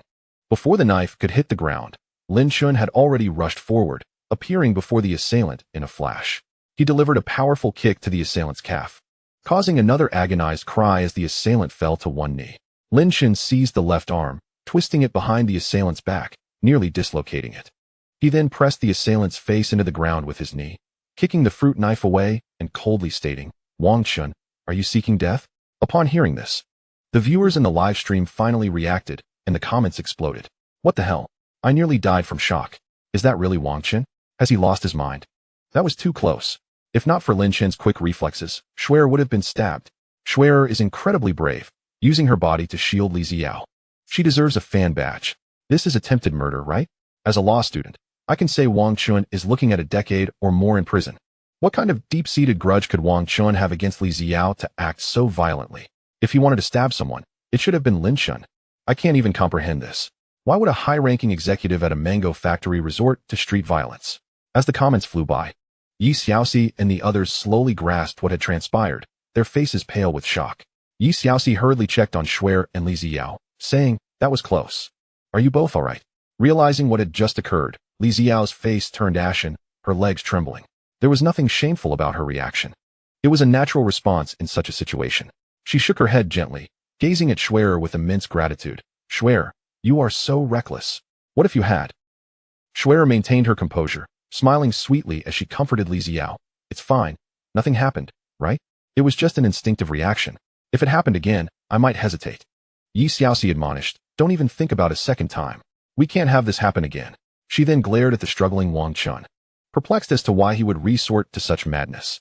Nearby, Yuan Hang's face was ashen, beads of cold sweat forming on his forehead. He felt as though his luck had taken a turn for the worse. Why did the knife end up aimed at him? Was it because he had been too envious of Lin Chun lately? At that moment, two individuals burst forth from the crowd, one holding Wang Chun down, while the other produced a rose gold bracelet from behind their waist and swiftly secured it on him. Gasps of surprise rippled through the crowd. Lin Chun recognized these two as members of the Nguo division who had been stationed in the corridor last night. He immediately stood up. The Nguo division members forcefully pulled the struggling Wang Chun to his feet, admonishing, "Behave yourself." At this moment, Wang Chun appeared disheveled, his hair matted and his face caked with dirt and sweat. A small shovel was still wedged in his injured wrist, blood dripping from the wound. His eyes burned with a mixture of rage, resentment, and despair as he fixed a fierce glare at Lin Chun. Lin Chun's expression remained cold. "Wang Chun, have I done anything to you to warrant this?" Wang Chun let out a grim laugh, his voice rising in a furious scream. "You think you haven't done anything to me? If it weren't for you, would I have been dismissed by the mango factory? After all my years of toil, I have finally climbed to this position, and now it is all for naught. You have ruined me, and I shall ruin you in return. You are skilled in martial arts, so I shall take your woman and make you suffer for a lifetime." Lin Chun furrowed his brow. Why did he suddenly rise to seek Ziren? It was precisely because he had inadvertently noticed a pair of malicious eyes within the crowd. Without making a sound, he fully activated his senses. He quickly confirmed that this person was indeed Wang Chun. Setting aside why Wang Chun was present, Lin Chun presumed that Wang Chun's target was himself, which prompted him to seek Ziren. This also brought him closer to Wang Chun, who was not too far from Ziren. On one hand, it allowed him to further ascertain Wang Chun's threat level, while on the other, it helped to prevent collateral damage to Li Xiao and others. To his surprise, he had still underestimated the twisted nature of Wang Chun's heart. Knowing that he was difficult to handle, Wang Chun targeted Li Xiao instead, truly deserving of his fate. Lin Chun coldly glared at Wang Chun and suddenly laughed. "You certainly know how to play your cards well." He said no more and turned to the two members of the Nguo division, stating, "I leave him in your hands." The two members nodded slightly. One of them produced a bag to secure the fruit knife from the ground, preparing to drag Wang Chun away. At that moment, a vehicle from the Zhenan division came to a sudden stop by the roadside. Several hastily arriving agents exited the car, the same individuals as before. They had initially been heading to the hospital, but upon seeing the two Nguo division members apprehending Wang Chun, they quickly approached. The members of the Nguo division discreetly revealed their credentials, earning the respect of the Zhenan agents. The lead agent from the Zhenan division fixed his gaze on Wang Chun and stated, We just received a report of an assault at the hospital. This individual is likely the suspect. At this declaration, the crowd erupted in an uproar once more. The live stream was filled with excitement, with viewers flooding the chat with comments like, "Wow," and "Wang Chun is really insane." Lin Chen's brow twitched as he glanced at the Jiangye County Hospital building. Deep in thought, the members of the Ingwa division were equally astonished, eyeing Wang Chun with a fierce expression. After a brief discussion with the Zhenan agents, they took Wang Chun away. Several Zhen and agents hurried toward the Jiangye County Hospital. Yi Xiaoxi approached Lin Chun, saying, "Wang Chun is ruthless. He intends to leave no one unscathed." Lin Chun understood that Yi Xiaoxi grasped the situation. Wang Chun indeed played his cards well. His vendetta was not only against Lin Chun, but also against the mango factory. In full view of the public, a high-ranking executive from the mango factory was assaulted on the street, and nearly 40 million viewers witnessed the entire ordeal live. It would be difficult for this incident not to become widely known. Consequently, the mango factory would inevitably face a new crisis, with its stock price likely to plummet. The regional president of the mango factory, Mr. Peng, would surely be furious. As for those harmed by Wang Chen's actions within the Jiangye County Hospital, Lin Chen speculated that James, after suffering a second leg fracture, had likely been transferred for treatment and was now in this very hospital. Thus, he became a target of Wang Chen's revenge. Perhaps even the burly bodyguard, William, had fallen victim to his wrath. With this turn of events, it seemed that matters had reached a significant conclusion. Lin Chen took out his spare phone and called Zhuge Qiong. "Brother Zhuge, I need to trouble you again." Zhuge Qiong, Chapter 197, The Goddess Squad has formed. The injured Yuan Hang.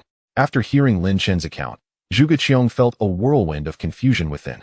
Since meeting Lin Chen, a series of chaotic events had ensued. It was either lawsuits or incarcerations. Just this morning, he had taken on a case of online bullying involving the boxing dog, and now there was yet another incident with Wang Chen assaulting someone in broad daylight. Lawsuits were piling up faster than those at the Jew factory. Nevertheless, he readily agreed, for from the perspective of the Jew factory, the mango factory's troubles were indeed a cause for delight. After ending the call, Lin Chen approached the group and said to Li Xiao, "You were quite frightened just now. Do you still wish to trek with me?" Li Xiao had already regained her composure, her face flushing at his words. Her gaze then turned resolute. "With you by my side, what do I have to fear?" Yi Xiaoxi playfully teased. "I thought you would kick Wang Chen away like you did that off-road vehicle." Lin Chen replied helplessly, "You wish for me to be imprisoned, don't you? If I had kicked him like that, wouldn't the court charge me with excessive self-defense leading to manslaughter?" The audience in the live stream erupted in laughter. Good heavens, Lin Chen's desperate will to survive is evident. No wonder he has a record with the Zhenan division. On another note, had Lin Chen really kicked him, Wang Chen might have been done for. What a pity, we almost witnessed the grand finale of Lin Chen's live stream. What a shame. Lin Chen, when will you actually go in? The brothers are eager to visit you in prison and shower you with support. You say this, and I say that. It's only a matter of time before Lin Chen finds himself behind bars. The song quietly polished her beloved silver bracelet, indicating she had been keeping an eye on Lin Chen's legal journey. A man as unique as him would not escape her notice, and they would surely meet again one day. The comments above are toxic. Don't mention Song. Sigh. It's been 4 days since I missed her. I'm new here. Why do you keep mentioning Song? Who is she? Don't ask. Just know she is the one who makes it impossible for Lin Chen to look up. Lin Chen glanced at the barrage of comments, his eyes twitching. These people seemed to relish in stirring up trouble, always hoping to see him imprisoned by Song. Moreover, who exactly is unable to look up? Have they not heard of my lightning-fast reflexes? Sigh, but in all honesty, Song is rather amusing. I wonder what she is doing now. Seeing Ziren preparing to slip away again, Lin Chen immediately stepped forward to block his path. Where is your wife? Didn't you say you went mushroom picking with her? Ziren lamented with a sorrowful expression. We had a quarrel last night, and we just separated this morning. Lin Chen raised an eyebrow. So, not only is he a fake fan, but he also has a fake wife. It goes without saying, his wife must also be a member of the Ingwa division. No wonder she seemed a bit off yesterday and hardly spoke. The audience in the live stream was instantly in an uproar. What the heck? They just separated? Is this real? Lin Chen is amazing. The first to break up a family live on stream. Ziren is truly impressive, a true fan to the core. He even gave up his wife for a live stream. Dunju. Lin Chen, give me back my husband. Ha ha ha, the above comments are killing me.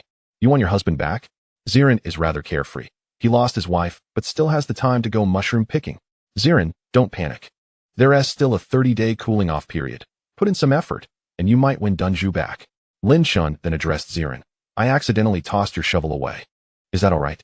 Zirin sighed in relief and quickly replied, no problem, I'll buy another one later. He secretly regretted that he should have never watched Lin Chen's live stream and rushed over to join the chaos.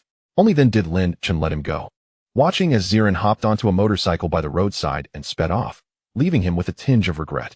If it weren't for the system task preventing him from taking a vehicle, he would have liked to seize the opportunity to create a show, taking Li Xiao and the others to the nearby mountains for wild mushroom picking.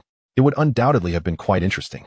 At that moment, Guo Liushua arrived with 2 female streamers to bid farewell. Guo Liushua, filled with emotion, said, Brother Lin, I've come to an epiphany. Lin Chen, what have you come to understand? Guo Liushua offered no explanation and stepped forward to embrace Lin Chen. We will be leaving soon. The world is vast. And may we meet again by chance. After saying this, he beckoned the 2 female streamers who also wished to hug Lin Chen before departing. Lin Chen watched their retreating figures, knowing that this farewell left uncertainty about when they might meet again. Turning around, I joined Li Xiao and the others. Addressing the 2 sisters, how much luggage do you have? Let us clarify beforehand that we will be hiking, so the less we carry, the better. Just bring 1 set of shoes and a change of autumn and winter clothing, and if you must, a sunscreen will suffice. Therefore, if you have any excess items, please send them back promptly. We shall set off shortly. Upon hearing this, Li Xiao instinctively took Shuer's hand and said, Shuer, why don't you handle the cart and hike with us instead? Through the trials we faced, Li Xiao evidently regarded Shuer as a true friend now. Feeling quite reluctant to part ways, Shuer smiled softly, glancing at Lin Chen before shaking her head. No, I'm accustomed to hiking alone. After all, we're on the same path. We might meet again in the future. Lin Chen pondered for a moment and suggested, how about we all set off together? I'm already accompanying the 3 of them and will be picking up trash. It probably won't be any faster than if you were pushing the cart. It would also be better to have someone to look out for. Deep down, he harbored a concern. Recently, there had been news about a female hiking streamer who mysteriously passed away, claimed to be an accident, yet many online expressed doubts. It was indeed unsafe for a girl like Shuer to hike alone. What if someone like Wang Chun emerged again? That would spell trouble. Not to mention, there were threats circulating about someone wanting to harm him over the dog incident. Some matters must be approached with caution. Li Xiao tightly grasped Shuer's hand. Her eyes filled with hopeful encouragement. After a moment's hesitation, Shuer ultimately agreed. The live chat instantly erupted with excitement. Oh wow, Lin is expanding his hiking team. Lin is amazing. The goddess squad is forming. This is fantastic. Shuer is finally back with us. Yuanhang, don't you think your head is rather reflective? A human light bulb, perhaps? Ha ha ha. Yuanhang is the most unfortunate here, surrounded by beautiful women, yet none are related to him. It would be great if Daizong and Zhuoma could join. There would definitely be all sorts of rivalry. I love watching the goddess drama. Wow, the comments above are toxic. But I want to see it too. Sigh, I miss Zhuoma's second day. After reaching an agreement, the 2 groups returned to their hotel. Yuanhang, while walking, kept glancing at the comments, his expression growing increasingly gloomy. Unable to contain himself, he probed Lin Chen. Lin, how about I? Lin Chen interrupted. Sure. Yuanhang lamented. I'm quite hurt. It feels like I will never love again. Chapter 198. Lin's Divine Operation. Aren't you reluctant to buy pants? Just a single phrase. 2 words. Yuanhang's defenses crumbled.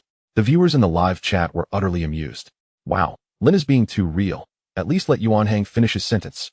Ha ha. Lin perfectly embodies what it means to be heartless towards the opposite sex. Yuanhang, so love can truly fade away? Yuanhang, do you know why? Because you haven't gifted anything in a long while. Seeing Yuanhang on the verge of tears, Lin Chen playfully patted him on the back, saying with a smile, I'm just kidding. Aren't you trying to lose weight? This is just the beginning. Don't use it as an excuse to back out. Upon hearing this, Yuanhang nearly broke down in tears. Touched, he quickly took out his phone and began tapping away. Yuanhang sent 5 carnivals. Lin Chen immediately announced. Thanks to Yuanhang for the 5 carnivals. The live chat erupted once more. I can't stop laughing. Lin has learned the rich gifting tactics. Yuanhang is finally understanding the issue. Ha ha ha. I've learned something new. Is paying for abuse a thing now? Yuanhang is doomed. Lin has him firmly in his grasp. He will eventually squander his fortune. Amidst the cheerful atmosphere of the chat, Lin Chen and Yuanhang made their way back to Zhuoma Grand Hotel to pack their belongings and check out. Aunt Sayering was indeed unwilling to accept any payment. Lin Chen didn't press the matter, suspecting that the payment had likely been settled by Anguisi long ago. The 2 then headed towards the hotel where Shuer was staying. Don't ask why they hadn't predetermined a meeting place. The answer is simply that girls tend to take their time getting ready. After walking for a while with their bags, they stopped at a street shop to buy garbage bags and grabbers. After all, they were little fairies, and it seemed rather inhumane to have them pick up trash with their bare hands. As they passed by a clothing store with a sign stating 20 yuan and up, Lin Shen paused, contemplating the interior.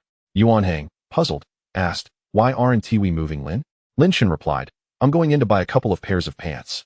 With that, he entered the store and, without much deliberation, purchased 2 pairs of gray fleece-lined autumn pants, the kind for women. Yuan Hang. The live chat was flooded with question marks. Lin Shen explained earnestly, "It's our first meeting, and I haven't prepared any gifts for Shi Jie and the others. Autumn is here, so I thought 2 pairs of autumn pants would make a lovely and practical gift." The chat immediately buzzed with excitement. "Oh wow, Lin. You really know how to choose gifts. The 2 sisters will surely adore them." The term Iron Straight Man no longer suffices to describe Lin. "I shall call you the strongest Iron Man." Ha ha ha. Lin is incredible. It's my first time seeing someone gift autumn pants to girls. I can't wait to see Shi Jie and Songming Jie's expressions when they receive the gift. Master, this tactic is brilliant. Every time the sisters wear those pants, they will remember Lin's thoughtful care.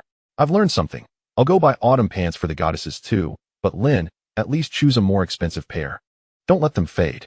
Sniff, sniff. I was drinking water and just sprayed it everywhere. Lin, you owe me tissues. Yuan Hang was also taken aback. Can this really be accomplished? Is this the difference between Lin and me? Lin's methods of charming women are truly beyond the comprehension of mere mortals. At checkout, the 2 pairs of pants totaled 60 yuan. One was a small SS size, and the other an M size. The reason for choosing 2 different sizes was obvious. The sisters had different body proportions, and thus the measurements would vary. As for why he didn't buy anything for Shuer, Lin Shen believed that she likely valued her body even more than the other 2, and already owned several pairs. Many viewers noticed this detail, flooding the chat with comments like, "Oh wow, such keen observation," and "Did everyone grasp this detail?" After completing the purchase, Lin Shen and Yuan Hang continued on their way. Moments later, they arrived at the hotel where Shuer was staying, only to see her cart still parked in the yard. Lin Shen called Yi Xiaoxi via voice chat, and she answered promptly, "We're almost ready. Just wait 10 more minutes." Lin Shen trusted her words. The reason he chose to call Yi Xiaoxi instead of the other 2 was that, being a beautiful president, she was likely more punctual, and her words were generally reliable. However, he soon realized he had made a mistake. The president's sense of time was typically used to demand punctuality from others, and she was not as strict with herself. It wasn't until 20 minutes later that the 3 girls finally descended together. Lin Shen glanced at Li Xiao and Yi Xiaoxi's bags, which were of reasonable size. Yet they both were pulling a suitcase. Before Lin Shen could speak, Li Xiao said, "The suitcase will be sent back." Lin Shen nodded, his gaze shifting to Yi Xiaoxi, who was dressed as before. Unable to hold back any longer, he remarked, "Shi Jie, are you reluctant to spend money on buying pants?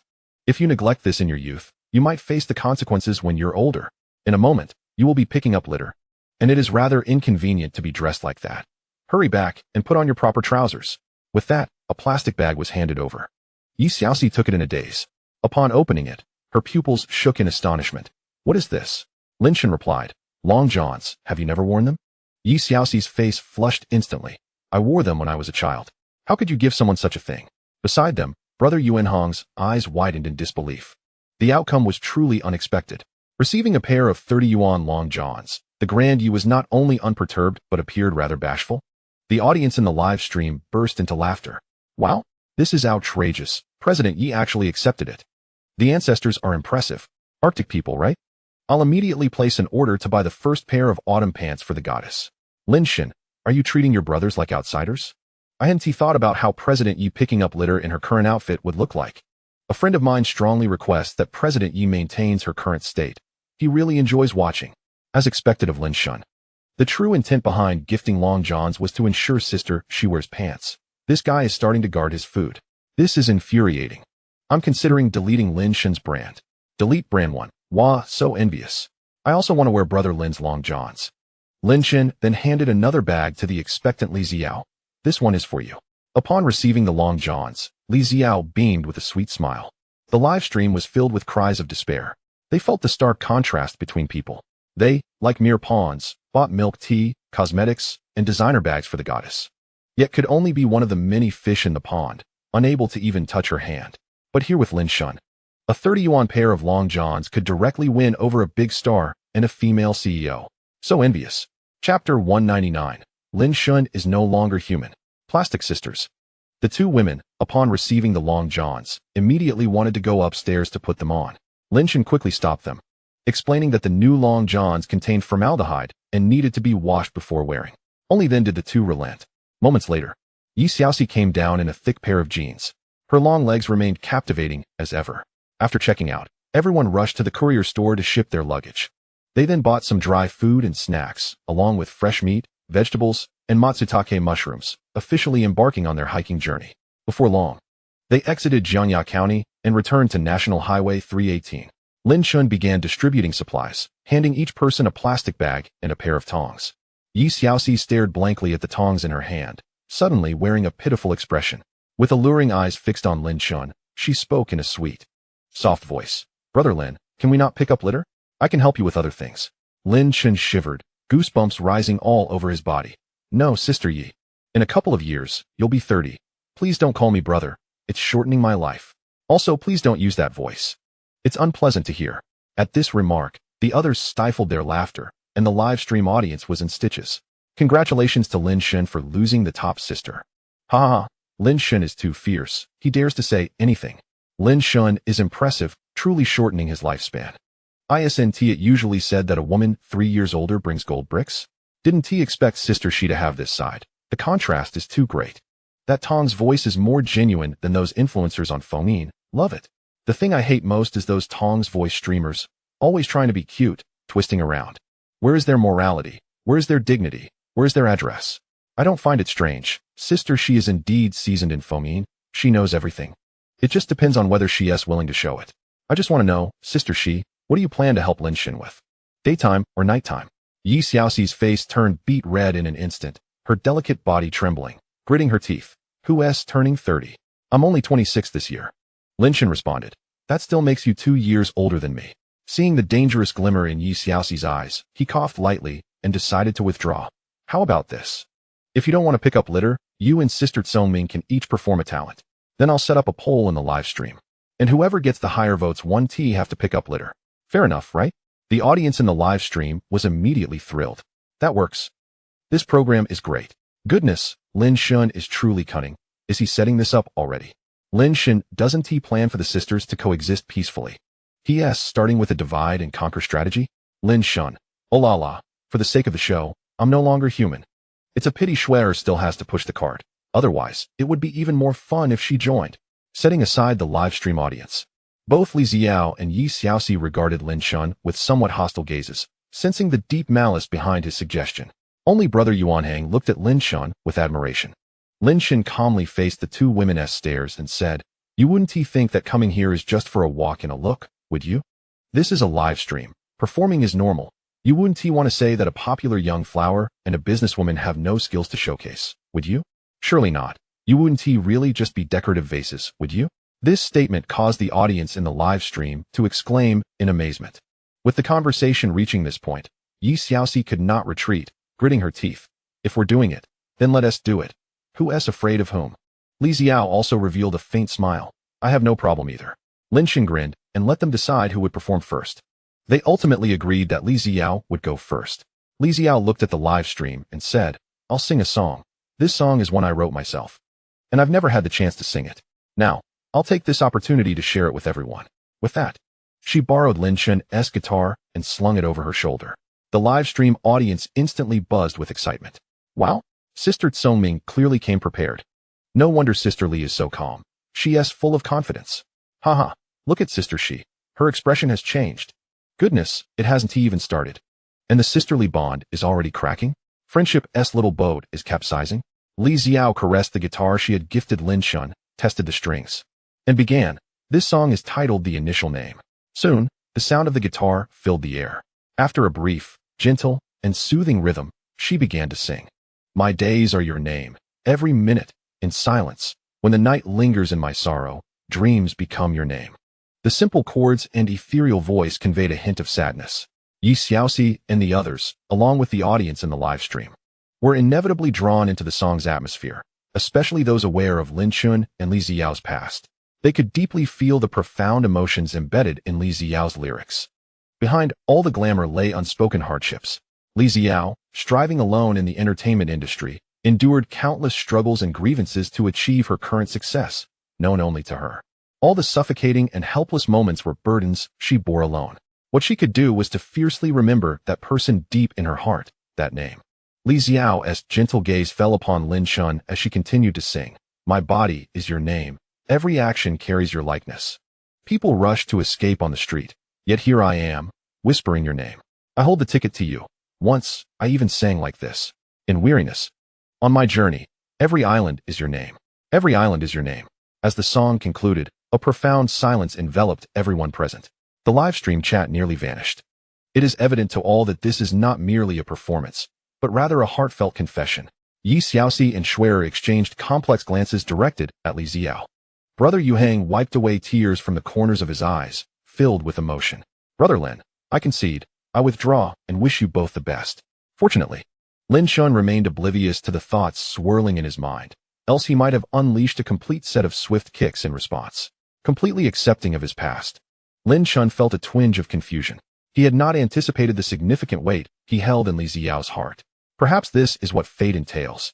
Regardless of past or present, he always finds himself as the object of someone's secret affection. Had it not been for the incident involving Jean Nantion back in the day, they might have even had children ready for kindergarten by now. Moments later, the livestream exploded with excitement. Chapter 200, Sister Shi's Mysterious Weapon. The outcome was determined. Who would have thought that Sister Smart possesses musical talent, nearly rivaling even Lin Shun's smallest achievement? The melody of this song is simple, yet truly delightful. Once I tire of my ex-girlfriend who strayed, I shall have her listen to this. The scene just now was too beautiful. It almost brought me to tears, reminding me of my own youthful infatuation with someone else's wife, and now I feel compelled to fix her plumbing. Lin Shun is extraordinary. I've never seen a star reach Sister Smart's level. My heart aches for her. Lin Shun, have you grasped Li's true feelings? If you understand, then choose her. If you do not and still do not choose her, I truly cannot comprehend.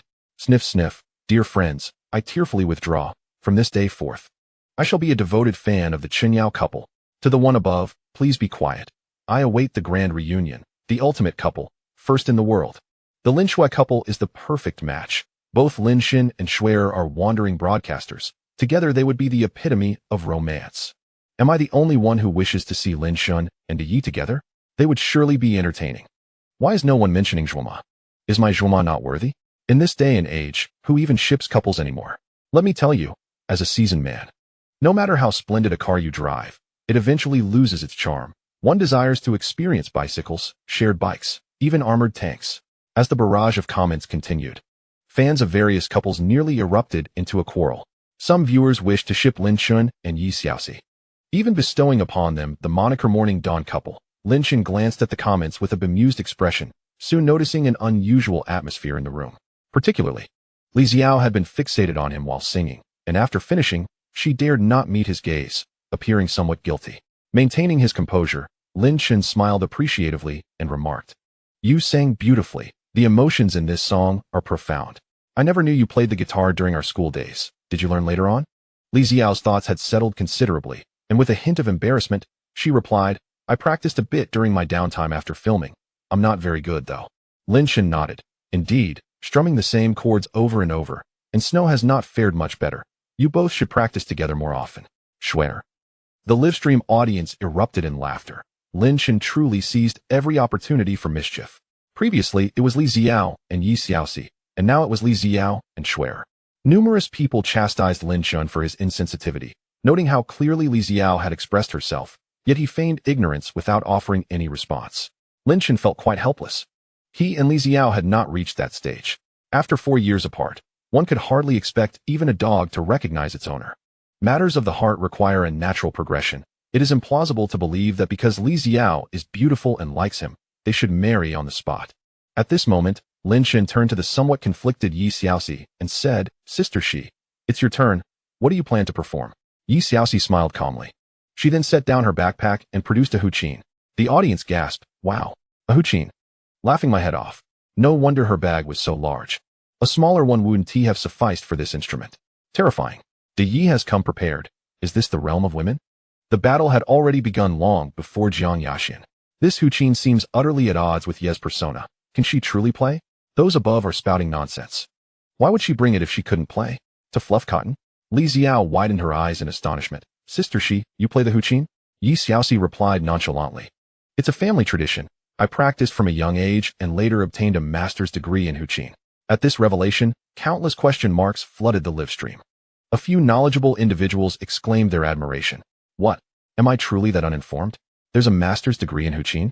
Is this for real? It sounds amusing. As a music major, I must clarify. Don't speak out of turn. There are indeed masters and even doctoral degrees in Huqin. Indeed, a master's in Huqin indicates a professional level suitable for stage performances. That's quite impressive, though job opportunities may be scarce. I specialize in Huqin. Sister, she probably hasn't participated in competitions, or else her name would be more recognized. Lin Chun and the others could not help but regard Yi Xiaoxi with newfound respect. She continued, I will play Lin Chen's song Long Time No See. The audience buzzed with excitement. Sister, she was indeed well prepared. However, performing a pop song, especially one by Lin Chun, on the Huqin filled many with anticipation. From the moment Lin Chen met Ran Jun, the live stream's popularity surged. It had now surpassed 40 million views, exceeding the peak during the previous day's chaotic wolf attack, reaching over 44 million. This clearly demonstrated the significance of a beautiful woman to a live stream. Shuer timely retrieved a folding stool from her cart to facilitate Yi Xiaoxi's performance. The moment Yi Xiaoxi sat down and assumed her posture, her aura transformed dramatically. Then, the naturally poignant sound of the Huqin filled the air. The melody of Long Time No See resonated within everyone's hearts. The song itself possesses a bittersweet quality, and when played on the Huqin, it could only be described as profoundly sorrowful. As the performance concluded, the comments section was inundated with crying emojis. So tragic. I long to say Long Time No See to her from back then, but I no longer have the chance. Sigh, I think of 8. I wonder how she is after returning home. I wish I could tell her to come back to work. I miss my ex-wife too. We divorced because we couldn't have children, yet both of us remarried and had kids. Such is the irony of life. Sister Shi's performance was overwhelmingly sorrowful. It feels as though she has never truly possessed Lin Chun, yet has lost him countless times within her heart. Lin Chun led the applause, and Li Xiao gazed at her with admiration. Sister Shi, you are incredible. Yi Xiaoxi shook her head with a smile. I haven't played in a while. I'm a bit rusty. As she spoke, she packed away the Huqin. Lin Chun then addressed the live stream. Dear viewers, both sisters have completed their performances. I will now open the voting. As I mentioned earlier, the one with fewer votes will pick up trash. He promptly instructed Xiao Ji to initiate the voting in the live stream, setting the timer for 3 minutes. As the voting interface appeared, both sides' numbers began to skyrocket at an astonishing pace. Within less than a minute, each had surpassed 10 million votes, presenting a seemingly equal contest. Soon, only 30 seconds remained. Li Xiao's votes gradually surpassed Yi Xiaoxi's, ultimately winning by over 200,000 votes. Chapter 201, Destination, Litong County. The implications of Hua Qi's conjecture began to unfold. In the live stream, supporters of Yi Xiaoxi lamented in disappointment, as the crowd began to rally against Lin Chun, criticizing his decision to initiate a voting process. Yi Xiaoxi remained remarkably composed. As a business elite, she had already discerned the outcome. Unless she exhibited a commanding advantage over Li Xiao in the talent showcase, defeat was inevitable. Moreover, Li Xiao's talents were indeed impressive, complemented by a touch of emotional resonance. Without uttering a word, Yi Xiaoxi accepted the bag and tongs, commencing her task of picking up litter. Noticing this, Li Xiao did not stand idly by. She too took up the tools to assist. Yi Xiaoxi glanced at her and smiled subtly.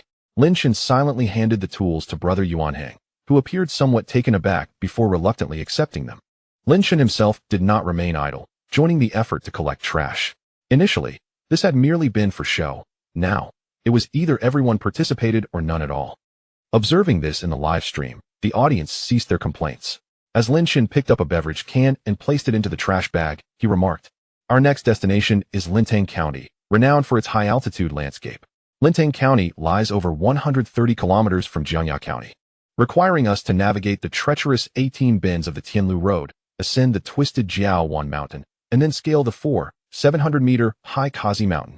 After descending, we will still need to cover some distance before finally reaching Lintang County. In general, most of this route is uphill, and it is certain that we cannot complete it in a single day. Furthermore, in comparison to the stretch from Old Capital Bridge to Jiangya County, there are far fewer lodging options. Therefore, We may need to camp on the mountain for 1 or 2 nights, aiming to arrive in Lindang by the 3rd day. Upon hearing this, the audience in the live stream became electrified. Camping? Who will Lin Shen sleep with at night? First, let us exclude Brother Yuanhang. He snores. It must be Smart Sister. She is the slimmest, so sleeping together won't be cramped. You're too young. Sleeping with Sister She is the warmest.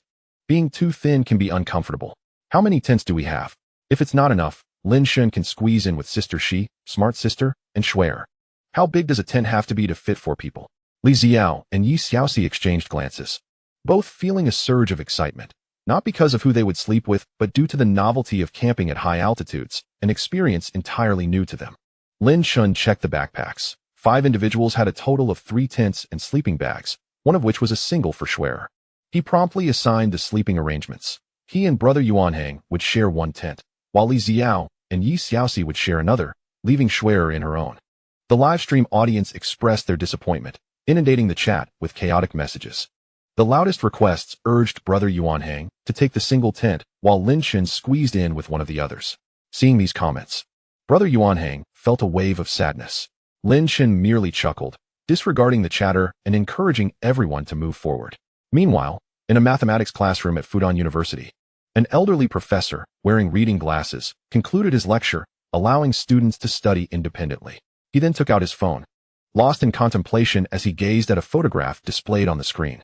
The image was sent by a Master S student late the previous night, claiming to have stumbled upon 2 formulas that might hold the key to unraveling the Hodge conjecture.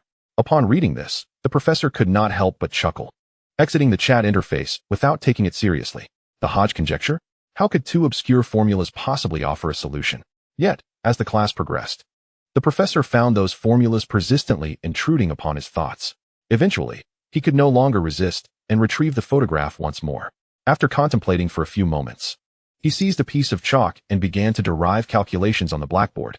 The students, who were previously engrossed in their studies, looked up, bewildered by the formulas appearing before them, unable to comprehend them without context. Only the student who had sent the photograph, Sun Ming, displayed a glimmer of excitement and anticipation in his eyes. Unbeknownst to them, over 20 minutes had elapsed. The blackboard was nearly full, yet the old professor paused, staring at the extensive derivations in silent contemplation. The bell rang, signaling the end of class, prompting students to rise and move to their next lecture. Sun Ming approached the professor, whispering, "Professor Peng?" Professor Peng turned to the young man, his eyes suddenly brightening, his breath quickening.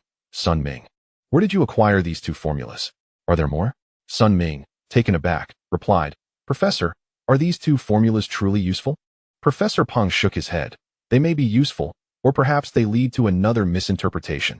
We need to see the subsequent formulas to make a more informed judgment." He then expressed his awe. "This is extraordinary. Sun Ming, please tell me honestly, from whom did you obtain these formulas? I must visit them personally." Sun Ming's expression turned strange as he recounted the circumstances of how he obtained the formulas. Clatter. The chalk slipped from Professor Peng's hand as he expressed disbelief. "A live stream? An AI on a smartphone? This is impossible." Sun Ming smiled wryly. "Professor, what reason do I have to deceive you? If you doubt me, I can show you the live stream replay right now." With that, he pulled out his phone, entered Lin Shen's live stream, and retrieved the previous night's replay. It lasted only a few minutes. After watching, Professor Peng sat in stunned silence, still feeling the absurdity of it all. The Hodge conjecture, which had eluded countless mathematicians for over a century, had seemingly been unlocked by a smartphone AI? Who would believe such a tale if shared? Sun Ming elaborated on the frenzy surrounding the phone, which had been fervently sought after by major domestic manufacturers and mango factory. The implication was clear. This phone was exceptional.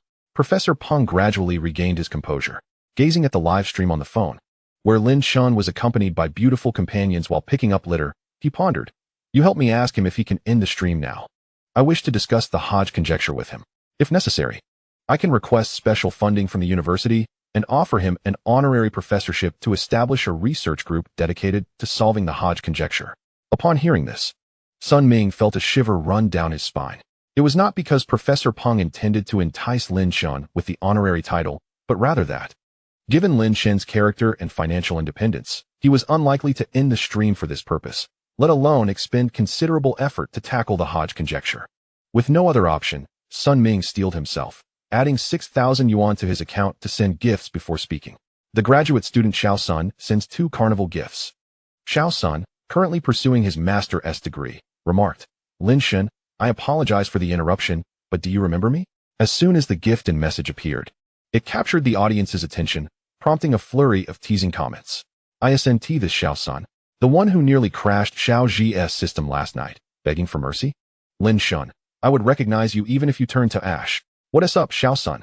Planning to give Xiao Zhi another challenging problem? Xiao Sun, shouldn't you be studying instead of watching streams? At that moment, Lin Shen noticed the barrage of messages. He thanked the gift before responding. I remember you. What is the matter? Xiao Sun replied, to be honest, I am a graduate student at the mathematics department of Fudan University. I showed the 2 formulas derived by Xiao Zhi last night to Professor Peng, and he is very interested in their implications. He wants me to ask if you could pause the live stream for a moment. He wishes to discuss this matter with you over the phone, to see if a collaboration is possible. The moment this message was conveyed, the live stream erupted in excitement. No way. Is it true that the formula Xiao Zhi stuttered out last night is actually useful in unraveling the Hodge conjecture? This is simply too astonishing. Xiao Sun, be honest, are you an actor? The mathematics graduate students are in disbelief. A smartphone AI solving a century-old mathematical conundrum. Science fiction could hardly script this. Xiao Zhi is remarkable. If he truly solves the Hodge conjecture, he should be a shoo-in for next year's Fields Medal. Yet, I can't shake the feeling that this is all too far-fetched. The comments scrolled rapidly. The overwhelming majority found it unfathomable and incomprehensible, utterly shocked. Dissenting voices were prevalent. Lin Shen furrowed his brow, surprised by the unexpected aftermath of last night's events. However, before he could voice a rejection, Xiao Zhi suddenly spoke. I'm sorry, but I'm not interested in the Hodge conjecture. Chapter 202, Gossip from Qianji. Ignoring it is fine upon hearing Xiao Zhi's words. Countless viewers in the live stream could hardly contain their excitement. Wow, Xiao Zhi is alive. He can actually engage in conversation. This AI is truly impressive. Haha. It seems last night left a shadow on Xiao Zhi. Is he really uninterested or just too afraid to show it?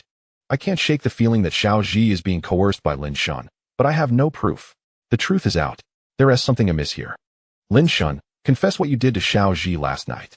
What a calamity. Just because Xiao Zhi's voice is feminine. Lin Shen wouldn't even spare an intelligent AI. In the classroom of Fudan University, Sun Ming and Peng Linyuan exchanged glances, astonished. After a moment, Peng Linyuan adjusted his glasses, revealing a spark of interest. This intelligent AI is indeed intriguing. He then awaited Lin Shen's response. However, Lin Shen suddenly moved to a distant corner, pulled out a backup phone, and made a call. He directly contacted Zhang Qianji. The call connected swiftly. On the other end, Zhang Qianji's voice was somewhat noisy. What is up, Lin Shen? I'm at the hospital, visiting Mr. Mi and Mr. Zhao. It was evident he was in good spirits. Lin Shen raised an eyebrow, immediately recalling the 3-minute intermediate hex he had recited to them last night. He promptly inquired, what happened to them? Zhang Qianji seemed to have found a quieter spot and lowered his voice. I'll tell you about one person, but don't share it with others. This sounded familiar, making Lin Shen suspect that Zhang was attempting to spread gossip through him. Gossip from Qianji. Ignoring it is fine. Zhang Qianji then spoke mysteriously. Mr. Zhao was hospitalized due to a gastric hemorrhage yesterday, and his wife stayed by his side all night. This morning, 5 young and beautiful women visited him in the hospital. The catch? They all thought they were just mistresses, unaware they were actually number 5 and 6. Can you imagine the scene? Lin Shen couldn't help but mourn for Zhao Herong. He mused, old steeds in the stable, Mr. Zhao hasn't disgraced the sea in his name. Even at his age, he can still be a king of the sea. Impressive. Zhang Qianji continued. What you don't know is that Mr. Zhao is quite henpecked. His wife manages the finances. And having 1,000 yuan on his phone is considered a lot. So, she trusted him completely, never anticipating this morning's turn of events. With her fiery temper, she couldn't take it, and she grabbed a fruit knife from the table, cut him. As he uttered the last 2 words, Zhang Qianji's voice trembled slightly. Lin Shen couldn't stifle a gasp. The first thought that crossed his mind was, wow, Brother Duan, you've got company. He instinctively glanced at Li Xiao and the other 2 women. Then he felt something was off. How did Zhang Qianji know so many details? As if he were present? Mr. Zhao had managed to keep his affairs under wraps for so long. Surely he must have had some means of protection. How could he possibly invite those lovely visitors knowing his wife was vigilantly watching over him? Was Zhang Qianji secretly notifying those mistresses? In the business world, did one really have to play so ruthlessly? It's truly a battlefield. It's either you or me. With this thought, Lin Shen felt he needed to be more cautious in the future. He then asked, "What about Mr. Mi?" Zhang Qianji replied, "Mr. Mi is fine. He only suffered 2 broken bones in a drunk driving accident last night. He underwent surgery at midnight and is currently handcuffed to his hospital bed, with security watching over him." Lin Chun. Wow, and that is fine? Although his injuries weren't as severe as Mr. Zhao's. Drunk driving is a criminal offense. Did he get arrested? In a single night, both adversaries faced their fates. No wonder Zhang Qianji was in such high spirits. Visiting the hospital now seemed like rubbing salt in the wounds. Lin Chen preferred not to dwell further on this topic and briefly recounted the earlier events. Zhang Qianji was instantly astounded. The Hodge conjecture? Your developed intelligent AI is that capable? From what you're saying, it indeed necessitates shielding that portion of the segment. Here's what we can do. I'll send you Yang Dunhai's contact information. You can reach out to him. Lin Chen expressed his gratitude and ended the call. A few seconds later, he dialed the number Zhang Qianji had provided. Yang Dunhai had already saved Lin Chen's number beforehand. After hearing Lin Chen's explanation, he immediately confirmed there was no issue. Lin Chen then returned to the live stream and addressed the audience. "I apologize. Please convey my regrets to Professor Peng. I'm not interested in such collaboration and do not believe Xiao Ji is capable of solving the Hodge conjecture, a world-class problem." Upon hearing this, Sun Ming at Fudan University wore an expression of realization. Peng Linyuan, on the other hand, was greatly disappointed and somewhat angered. Does this streamer even understand what the Hodge conjecture is? If solved, it would secure his name in history. Far more significant than being a mere walking streamer. If he has such technological prowess, we should locate the developer of that AI and persuade them to provide it. Sun Ming felt awkward and coughed lightly. This AI was likely written by him himself. Peng Linyuan's expression stiffened, and his frustration grew. If he possesses such talent, why waste it as a walking streamer? It's a complete squandering of his gifts. Tell him that solving the Hodge conjecture would earn him the Nobel Prize of Mathematics. Let us see how he responds. Sun Ming reluctantly sent another comment. As a graduate student, Xiao Sun typed, "Lin Shen, could you reconsider? If you truly solve the Hodge conjecture, there's a high probability you'll win next year's Fields Medal, commonly referred to as the Nobel Prize of Mathematics, the highest honor in the field." As soon as this comment appeared, many viewers who only knew of the Nobel Prize but were unfamiliar with the Fields Medal were astonished, flooding the chat with expressions of disbelief and admiration. Lin Chen remained unfazed, replying, "Well then, good luck to you all." This remark elicited laughter throughout the live stream. Sun Ming noticed that beside him, Peng Linyuan's face had turned crimson with anger. He opened his mouth, eager to say that everyone has their own aspirations. But he feared that uttering those words would only infuriate Professor Peng further. This is perhaps a common ailment among the older generation of educators and scholars, who believe that wealth is trivial and that each person's talents are meant to shine in their respective fields. Some possess the potential to excel in certain areas, yet squander their time and gifts, which is a disservice to both themselves and the nation. Peng Linyuan glanced at the blackboard and suddenly made a decision. He quickly wiped it clean and exited the classroom. Upon reaching the door, he remembered something. He paused and pulled out his phone to perform a few operations. Immediately, Sun Ming received a notification of a transfer of 10,000 yuan. After deducting the 2 carnival expenses, he had made a profit of 4,000. As he accepted the transfer, Sun Ming understood that given Professor Peng's character, he certainly wouldn't let this matter rest. In the context of Peng Linyuan's esteemed status, he is well acquainted with numerous officials and is likely preparing to rally support for further discussions with Lin Chen. However, Sun Ming harbors little hope. After observing Lin Chen's live streams for several days, he understands that Lin Chen is more receptive to gentle persuasion than to forceful approaches, should one confront him directly. He possesses an even greater tenacity. At this juncture, the unfolding events are no longer of his concern. Once Lin Chen articulated his thoughts, he noticed that the graduate student, Xiao Sun, had ceased to comment in the chat, leading him to believe the matter had passed. He did not dwell on it, and continued onward with the group. As they ascended to higher altitudes, over half an hour passed. While Schwetter appeared to manage well, Li Xiao and Yi Xiaoxi were visibly exhausted, struggling to catch their breath after a few steps. They began to show signs of altitude sickness, their faces pale and lips crimson. Nevertheless, no one complained of fatigue. Observing this, Lin Chen sought a more spacious area for rest. Concurrently, he summoned the system in his mind. "System, is there anything that can alleviate altitude sickness?" The system responded, "Ding. The host may exchange for a box of century-old red ginseng capsules. Consuming one will replenish energy, clear the lungs, enhance cognitive function, detoxify, and improve complexion, requiring a consumption of 2,000 popularity points." Lin Chen was taken aback. The exchange mall was cluttered with an array of items he had not thoroughly examined. Upon checking the special items section, he discovered the existence of the capsules. The system was indeed impressive, keeping pace with the times by offering such products. 2,000 popularity points was not an exorbitant amount, and he promptly chose to exchange. He rummaged through his backpack and, to his delight, discovered a paper box. Upon inspection, it bore the hastily written words "Red Ginseng Capsules." Aside from that, there were no further instructions, leading him to suspect it resembled a product from a small workshop lacking quality assurance. Lin Chun extracted the capsule tray, which contained a total of 6 capsules. He handed 2 to the 2 women, stating, "These are special medications to alleviate altitude sickness. Give them a try, they are quite effective." The 2 women, feeling somewhat dizzy, expressed their thanks without further thought, taking the capsules with water. In less than half a minute, Yi Xiaoxi gasped with wide eyes, exclaiming, "Lin Chun, what is this medication? It truly works. My head doesn't hurt as much, and I feel more energized." Li Xiao expressed her astonishment as well. "Me too." Nearby, Brother Yuanhang appeared thunderstruck, a mix of shock and grievance in his eyes. "Lin Gu, we came all this way to trek with you. When I first arrived, I was feeling dizzy too. Why didn't you bring out this miraculous remedy sooner?" Lin Chun regarded Brother Yuanhang with calmness, replying nonchalantly, "I forgot." The audience in the live stream burst into laughter. "Wow, I never thought of that until Yuanhang mentioned it." "Ha ha, what do you mean forgot? Lin Chun is too amusing. Yuanhang, look in the mirror, and you'll understand why Lin Chun forgot.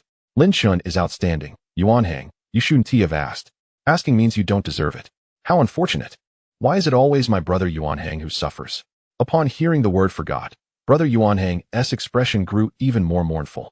Had he known that would be the answer, he wouldn't have bothered to inquire.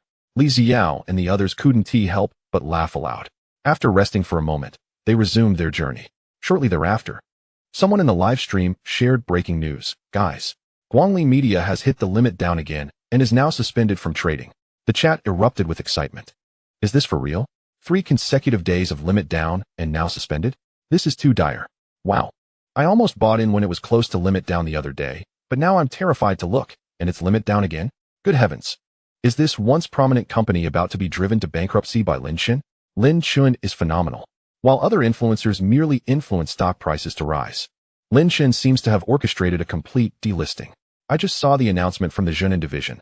They stated they have received public reports and have initiated an investigation, including CEO Wu Ku and Zhang Xianyang Chung among others, all under scrutiny for illegal operations and tax evasion. Many charges are involved. Wow.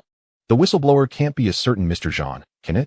Zhang Yuan must have realized his downfall and decided to take Wu Ku and the others down with him. I've suspected Zhang Nantian since the beginning. Both he and his father are ruthless. Zhang Yuan must have plenty of dirt on companies. And he might indeed do such a thing. Are there artists from Guanglin involved in scandals? Please let it not be my favorite, Luo Xiani. Lin Chun noticed the barrage of comments and immediately searched for news. Indeed, there was truth to it, and self-media outlets had already published exposés. They reported that Zhang Yuan had signed a bet agreement with Guanglin Media 3 days prior, borrowing a substantial amount from the board to ensure the stock price would not plummet.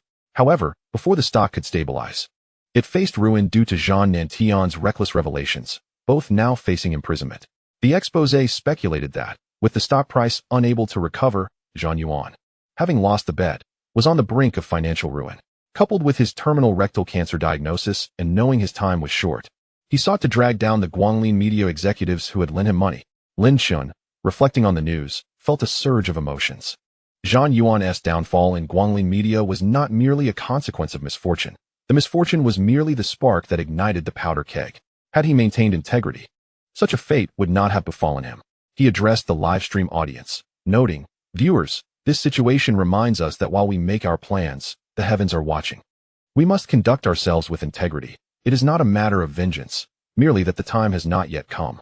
And for those investing in stocks, I truly cannot assist you here. Let me reiterate, entering the market carries risks. Invest wisely." Upon concluding, Lin Chun locked eyes with Li Xiao, and in that shared gaze, an unspoken understanding passed between them. The long-standing grudge had now been thoroughly avenged. The atmosphere was laden with sentiments. As Lin Chun mentioned stocks, the viewers who had invested in Guanglin Media expressed their lamentations. "This is a total bloodbath. I thought I could cash in, but now I've lost my entire principal. I'm completely ruined. I borrowed over 300,000 online, and now I've lost my principal. I'm afraid I might even lose my wife. Haha. Luckily I held back. I've been shorting Mango Factory's stocks in the past few days and made a fortune. Thank you, Lin Shun. Shorting Mango Factory. Thank you. Lin Shun. Everyone, keep your eyes peeled. If a domestic company offends Lin Shun, don't hesitate. Open a margin account and short it. Thank goodness I'm poor. I only touch B shares. Indeed, B shares are much more comfortable to play with. What on earth are you talking about? I can't even look at B shares anymore. Amidst the flood of comments, many began to make substantial donations, ranging from phony number 1 to Carnival. These were all individuals who had profited from shorting Mango Factory in recent days. Lin Shun, both amused and grateful for the gifts, received them with mixed feelings. At that moment, Yi Xiaoxi approached, glancing at the comments, and suddenly laughed. If you're curious about Guanglin Media's situation, I happen to know quite a bit of inside information. Someone mentioned Luo Xianyi. Her fans need not worry. At her level, no one would dare to touch her. She is not involved in any scandals. With this statement, the direction of the comments shifted dramatically. Many suddenly recalled that Yi Xiaoxi presided over Tang Hung Group, a behemoth in the entertainment industry. Given the magnitude of Guanglin Media's crisis, it was entirely reasonable for Yi Xiaoxi to be privy to inside information. The chat overflowed with inquiries. Yi Xiaoxi began to divulge details based on the names scrolling through the comments. Guyan? He is merely a talented singer, just that. Even if he wishes for more, he needs a wealthy patron to notice him, if you catch my drift. Li Zhenman. Well, that's hard to say. Let's wait for the news to unfold. Gao Jinyang. He was quite popular a couple of years back, a young man of considerable integrity. But he offended certain individuals at Guanglin Media and was subsequently sidelined. If Guanglin were to collapse, perhaps he might have a chance to rise again. Each time Yi Xiaoxi hinted at the news, the audience responded with understanding. Eventually, she expanded her commentary beyond Guanglin Media, offering her insights on various long-standing gossip within the entertainment industry, who shares good relations, who is cordial yet deceitful, and who has usurped resources from whom in various productions. The popularity of the live stream surged, confirming that human nature is indeed drawn to gossip. Lin Shun found amusement in being a hands-off manager, seizing a moment of respite. He browsed through financial news, which brought him a chuckle. Zheng Taiyu's son, Zheng Xianghe, had indeed encountered trouble. While traveling, he ran a red light and was struck by a large truck. He was hospitalized alongside his father, Zheng Taiyu, and is still in critical condition. As reported in the news, the media in Meta Nation speculated extensively about the incident, suspecting it to involve internal conflicts within the five-star group. After all, such is the portrayal of conglomerates in the films of Meta Nation. The news concluded with a considerate mention of the individual designated by Zheng Taiyu to temporarily lead the five-star group, his younger son, Zheng Xiangnan, who appeared well-groomed. Around 35 years of age, Lin Chen noted this down quietly. A moment later, Yi Xiaoxi's tone shifted. Lakisi?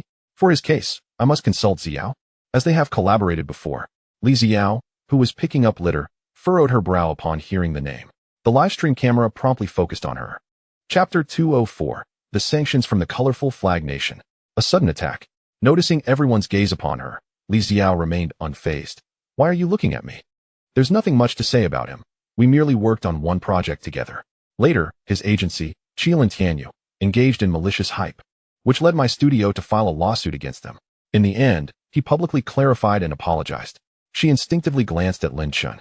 He merely smiled, saying nothing. He was already aware of this matter. When the rumors about Li Xiao and Lakisi surfaced, she had felt quite distressed. However, after witnessing her lawsuit against Qilin Tianyu and their subsequent apology, her spirits had lifted significantly. Now, with the past resurfacing, Lin Chen's concern grew. As for Lakisi, it would be best if he refrained from making any appearances. Should he stir any trouble, Lin Chen would not hesitate to be ruthless. The audience in the live stream began to make light of the situation. Many understood that Li Xiao's words were primarily directed at Lin Chen. Smart Sister's words cut deep. Lakisi must be weeping in the restroom. Smart Sister's not familiar. Lakisi, did you comprehend that? I read in the news that Lakisi was indeed pursuing Smart Sister at that time. But she did not acquiesce. The subsequent rumors likely served a purpose. Yet who knew Smart Sister would be so resolute?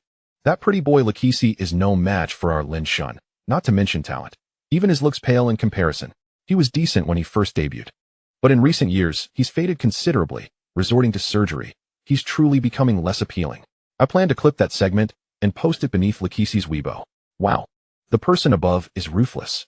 I've already commented on Weibo. Lakisi's post already has someone commenting not familiar. That was fast. The audience in the livestream, while lacking in other areas, excelled at stirring up trouble. Lin Chen approached, observing the barrage of comments aimed at Weibo. He sighed dramatically, offering a wry smile. I beg you all. I already have enough chaos to deal with daily. Please refrain from inciting further conflict. Instantly, the comments flooded with numerous affirmations. Understood, understood, we shall accomplish the mission. Next target. Qilan Tianyu. Lakisi must be sent packing, and so forth. Lin Chen felt a twitch in his eye. These individuals must have failed their language classes. Their reading comprehension must be abysmal.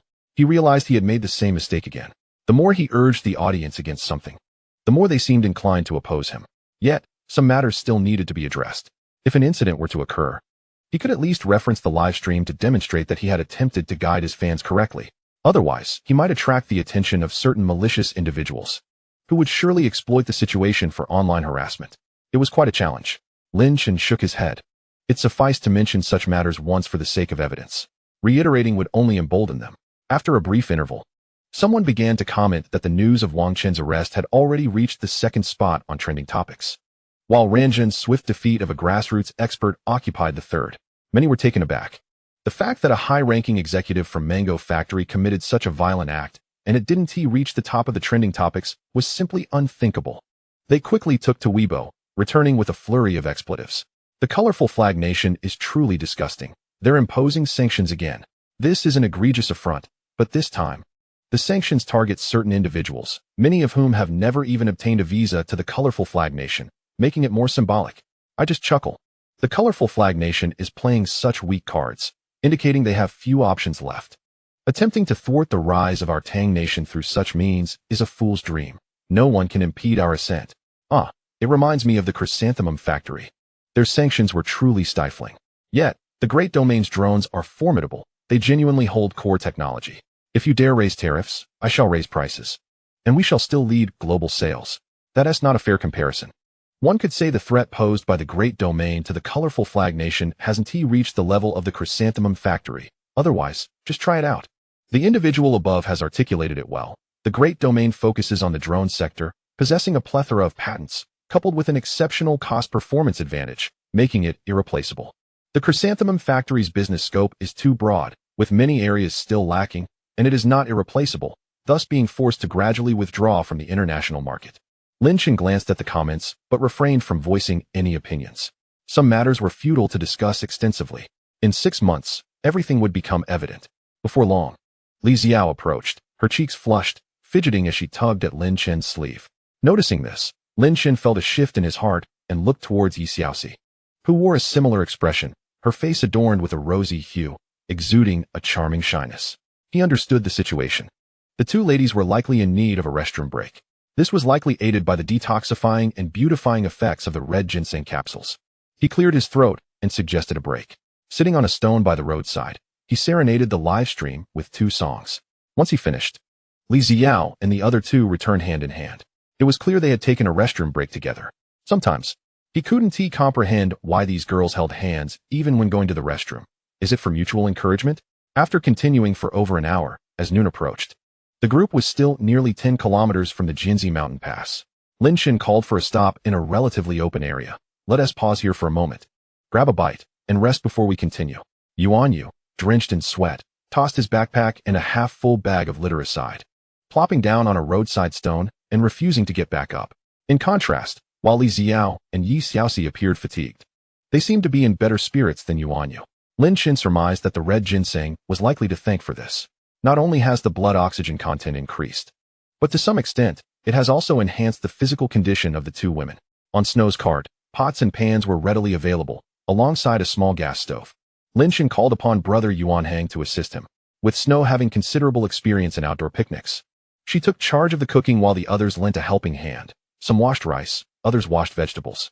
After half an hour, a folding table was adorned with 3 dishes and a soup. The soup, a matsutake beef broth, appeared delectable, with its aroma wafting through the air.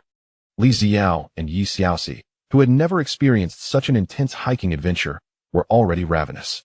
At this moment, they could no longer maintain their images as celebrities and corporate leaders. They ate with abandon, continually praising Snow's culinary skills, which made her quite bashful. Just as everyone was nearly finished eating, brother Yuan Hang, who was standing beside the cart, suddenly noticed a massive shadow descending rapidly from the diagonal sky above. Startled, He shouted an expletive, almost dropping his bowl, and took off running. The others instinctively looked in that direction. Whoosh! The shadow swooped down. And now everyone could see it clearly. It was a large gray bird. Its talons lunged towards a piece of dried yak meat hanging from Snow's cart. In a split second, Lin Chun reacted, flicking a chopstick horizontally, striking the bird. The bird veered, flapping its wings furiously, ultimately gliding over the cart to land on a rock across the road. Its black eyes fixed intently on Lin Chun, its feathers bristled, and it emitted a series of rapidly ascending shrieks. Chapter 205. Brother Yuan Hang almost went down again. A crisis approaches. Oh no. I was just eating, and Brother Yuan Hang's shout nearly made me drop my bowl. Lin Chun is incredible. No wonder he needs to register with the Zhenin division. Had that chopstick not been flicked horizontally, it might have pierced the bird. So terrifying. What kind of bird is this? It doesn't look very large, but is ferocious.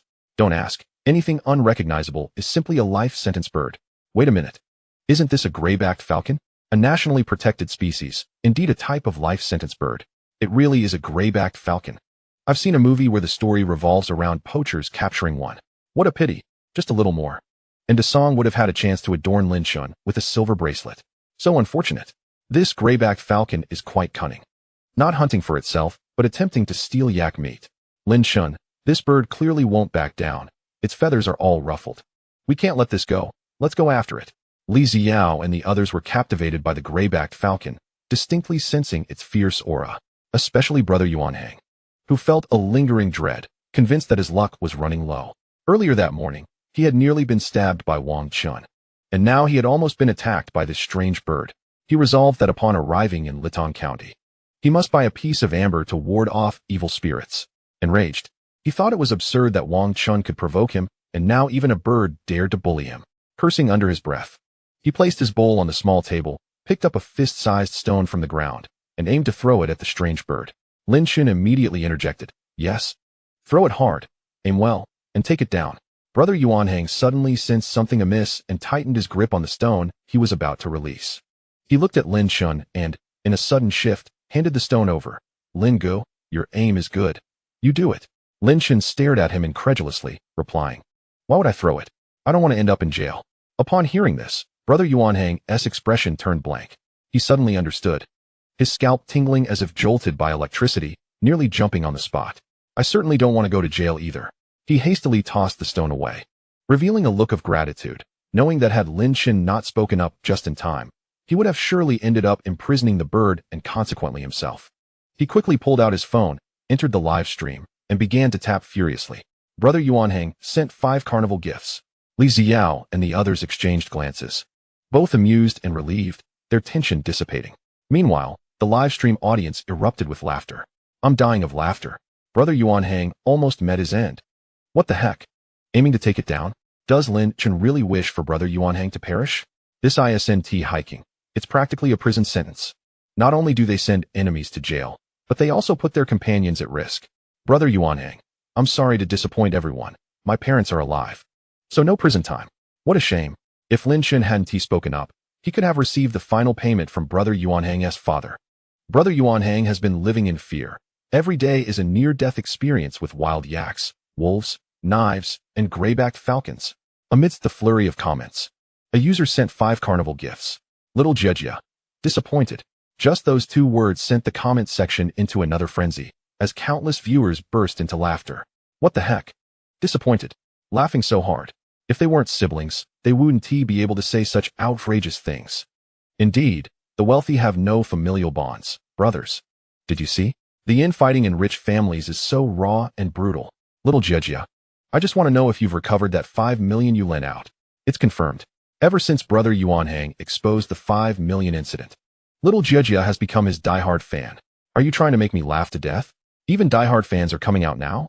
Brother Yuan Hang, while observing the live stream, was already quite irritated by the comments when he saw his sister's message. His nose crinkled in anger as he exclaimed, "By Jejia. Just wait until I get back. I'll deal with you." Little Jejia, are you a broken record? I've heard you say that several times already. Can't you come up with something fresh? Whether I get dealt with or not is uncertain, but I've already formatted everything on your external hard drive. You're welcome. Upon reading these 2 comments, Brother Yuan Hang felt as if struck by lightning, standing frozen, looking as if he had lost his soul. At this moment, Lin Shun had retrieved the chopsticks he had thrown away and was making his way towards the gray-backed falcon on the rock across the road. This scene caused Li Xiao and the other 3 women to gasp in unison, diverting the attention of the livestream audience, who bombarded the comments with warnings for Lin Shun not to approach. Unfazed, Lin Shun waved his hand back at Li Xiao and the others, assuring them, "It's all right." He locked eyes with the gray-backed falcon. Unbeknownst to them, his beast-taming technique was already in effect. As Lin Shun drew closer, the feathers ruffled by the falcon settled, and its gaze softened. In full view of over 40 million viewers in the livestream, Lin Shun approached the stone where the falcon stood. He crouched down, his gaze fixated on the falcon's right wing, where a patch of feathers was missing, revealing a rather gruesome gash. Judging by the wound's healing progress, it had likely been injured no more than 2 days prior. This injury could explain why the gray-backed falcon attempted to steal yak meat. With such an injury, it was impressive that the falcon could maintain its flight. Hunting would be quite beyond its capability. Lin Shun's nostrils flared as he inhaled deeply. Amidst the shouts of caution from Li Xiao and the others, he leaned closer to the falcon's wing to take a sniff. His expression shifted instantly. Gunpowder. This was a gunshot wound. Lin Shun contemplated the implications of the gray-backed falcon's injury. In the Sichuan region, the locals revered living in harmony with nature and would never hunt gray-backed falcons. Only poachers would inflict such cruelty. It was highly likely that a hunting trap had failed, and they resorted to shooting it down to capture it. Lin Shun reached into his pocket and retrieved the bullet he had extracted from the wolf, closing his eyes to examine it closely. Gunpowder and gunpowder indeed possess distinctions. The varying proportions of gunpowder yield subtle differences in the aromas produced upon combustion, though such nuances often elude the average person's perception. This bullet, having lingered within the wolf's body for an extended duration, has seen many of its scents fade. Lin Shun inhaled deeply several times, ultimately concluding that the gunpowder scent on the bullet and the remnants found at the wing wound of the gray-backed falcon originated from the same type of gunpowder. Rising to his feet, Lin Shun cast his sharp gaze around, suspecting that this gray-backed falcon remained a target for poachers, likely situated nearby. Chapter 206 Spa. Lin Shun is a scoundrel. As Lin Shun crouched to examine the wing of the gray-backed falcon, the live chat exploded with comments.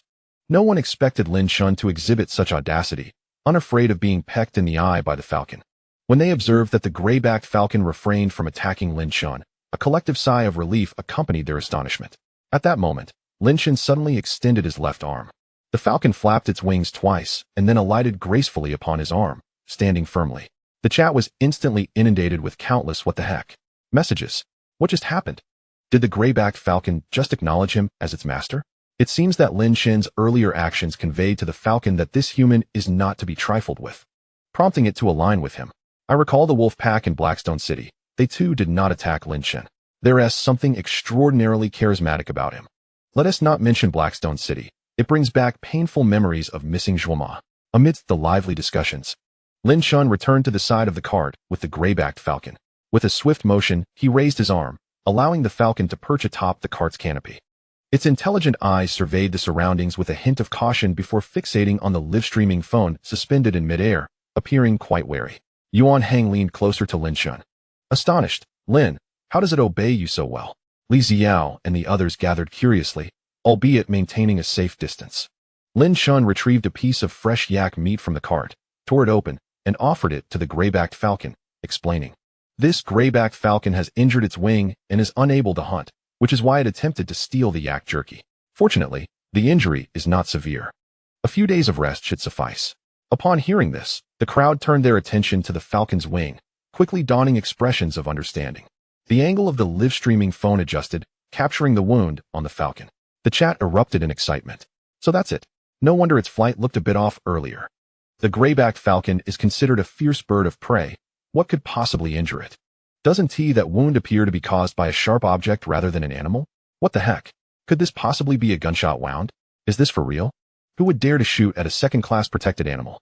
It could be poachers. As speculation about poachers arose, the chat reached a fever pitch. At this moment, Yi Xiaoxi approached the gray-backed falcon, examining its wound closely. Her expression shifted as she exclaimed, "Gunshot wound?" Lin Shun nodded, handing the meat to Li Xiao. "Why don't you feed it? I need to make a call." Li Xiao took the meat, both eager and anxious. "It won't bite me, will it?" Lin Shun assured her with a smile. "Not at all. It's quite gentle." He gently stroked the falcon's head, which half closed its eyes in apparent enjoyment. Reassured, Li Xiao tore off a small piece of meat and presented it to the falcon. The bird eagerly snapped it up, swallowing it whole. Li Xiao couldn't help but laugh, offering another piece. Viewers in the live chat expressed a mix of envy and awe, astonished by the falcon's docility. Meanwhile, Lin Chen stepped aside, contemplating as he retrieved the number for Song Juya that he had saved earlier and dialed. The call was quickly answered. "Let us get straight to the point, Agent Song. I have a matter I wish to consult with you." A melodious female voice responded. "What is it?" Lin Chen recounted the circumstances of finding the gray-backed falcon. Unfortunately, the phone's recording capabilities were too effective, and Xiaoji understood the live streaming format all too well. The moment Lin Chen spoke, the chat surged with activity. "What the heck? Agent Song, is Lin Chen really calling the Great Song? Of course, it's the Great Song. But Lin Chen refers to her as Agent Song. What does that imply? First calling her Little Song, then moving to Great Song, and now Agent Song. It's a generational shift. Great Song. Ultimately, a wasted effort. No worries. I'll cry for a month after this call. Great Song. If you keep this up, I'll be angry." Scoundrel confirmed. The CP fans are losing their minds. If I were Great Song, I'd be even angrier. Scoundrel 1. One shouldn't be too much like Lin Chen. Why do I feel like Lin Chen is feeling guilty? Not daring to appear too close to Li Xiao and the others in front of Great Song? The truth is revealed. The more Lin Chen tries to distance himself, the more it highlights his guilt. In the live chat, fans of Song Juya were in an uproar, vehemently criticizing Lin Chen for being a scoundrel.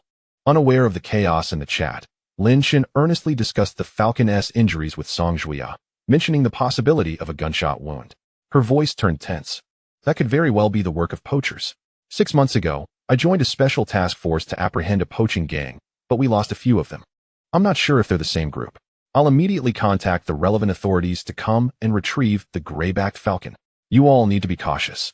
Those individuals are desperate criminals. If they are indeed nearby and realize that you have the gray-backed falcon, they may attempt to seize it." Lin Chen nodded in agreement. Song Juya promptly ended the call. Lin Chen then turned to the live chat, momentarily taken aback. "What's wrong with you all? What's wrong? You still have the audacity to ask?" Lin Chen is utterly oblivious, completely unaware of his blunders. A titanium alloy straight man. Bah. Scoundrel. Apologize to Great Song. Apologize. What followed was an avalanche of scornful remarks. Many began spamming apologize. However, there were also fans supporting Li Xiao and Yi Xiaoxi, gleefully commenting on the situation. What is there to apologize for? You're all too sensitive. Lin Chen isn't particularly close to Song Juya. Exactly. Some people are just too immersed. Lin Chen and Great Song have only been trekking together for less than a day. How deep can their feelings be? That hug at the end doesn't signify anything. Lin Chen has embraced many along the way, even Uncle Bong. Some people are just too lewd. It's all just for show. Do you really think Lin Chen is a stud?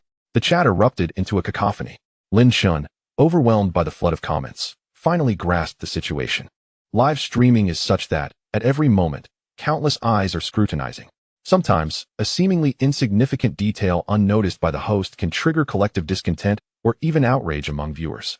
Addressing Song Juya as Little Song during the live stream was intended to help her integrate into the atmosphere and bridge the gap with the audience. However, now that she was no longer present, and given the serious nature of the conversation, referring to her as Little Song might come across as disrespectful. Calling her Juya was too frivolous. Consequently, Lin Chen believed that addressing her as Agent Song was entirely appropriate. He never anticipated that such a title would provoke discontent among the CP fans in the chat. Perhaps it is because Song Juya was the first CP partner to appear in his livestream. Of course, Lin Chen himself never considered that he and Song Juya had formed a CP. Therefore, although their time together was brief, her significance in the hearts of many viewers was substantial, leading to such an outcome. What is this all about? Lin Chen felt it necessary to clarify. Chapter 207, Lin Chen's Perspective. The incident with Master Wendao again. He sighed lightly and said, I know many of you like Song Juya and have paired us as a couple. However, as some viewers have pointed out, do not immerse yourselves too deeply. In essence, we merely walked a short distance together. I am indifferent, but Song Juya is a legitimate investigator with the Zhenan division. If rumors spread excessively, it would tarnish her reputation. Even in jest, we must exercise restraint. Of course, if fate allows for another encounter in the future, then we shall see, all right? The last sentence was meant to leave a glimmer of hope for the CP fans. He then elaborated on why he referred to her as Investigator Song. Upon hearing this, the live stream's comments erupted, with both agreement and dissent. However, Lin Chen noticed that overall, More people understood his point, which put him at ease. Suddenly, a floating comment caught many people's attention. A viewer named Tian Shengxiafan exclaimed, "Did you all hear Lin Shun and Desong's phone call just now?" Desong mentioned that she would come with the relevant department to receive the gray-backed falcon. As soon as this comment appeared, countless viewers burst into laughter. "Wow, I didn't notice until you mentioned it. Now there's a good show to watch. Woo-woo, the springtime for CP fans has arrived.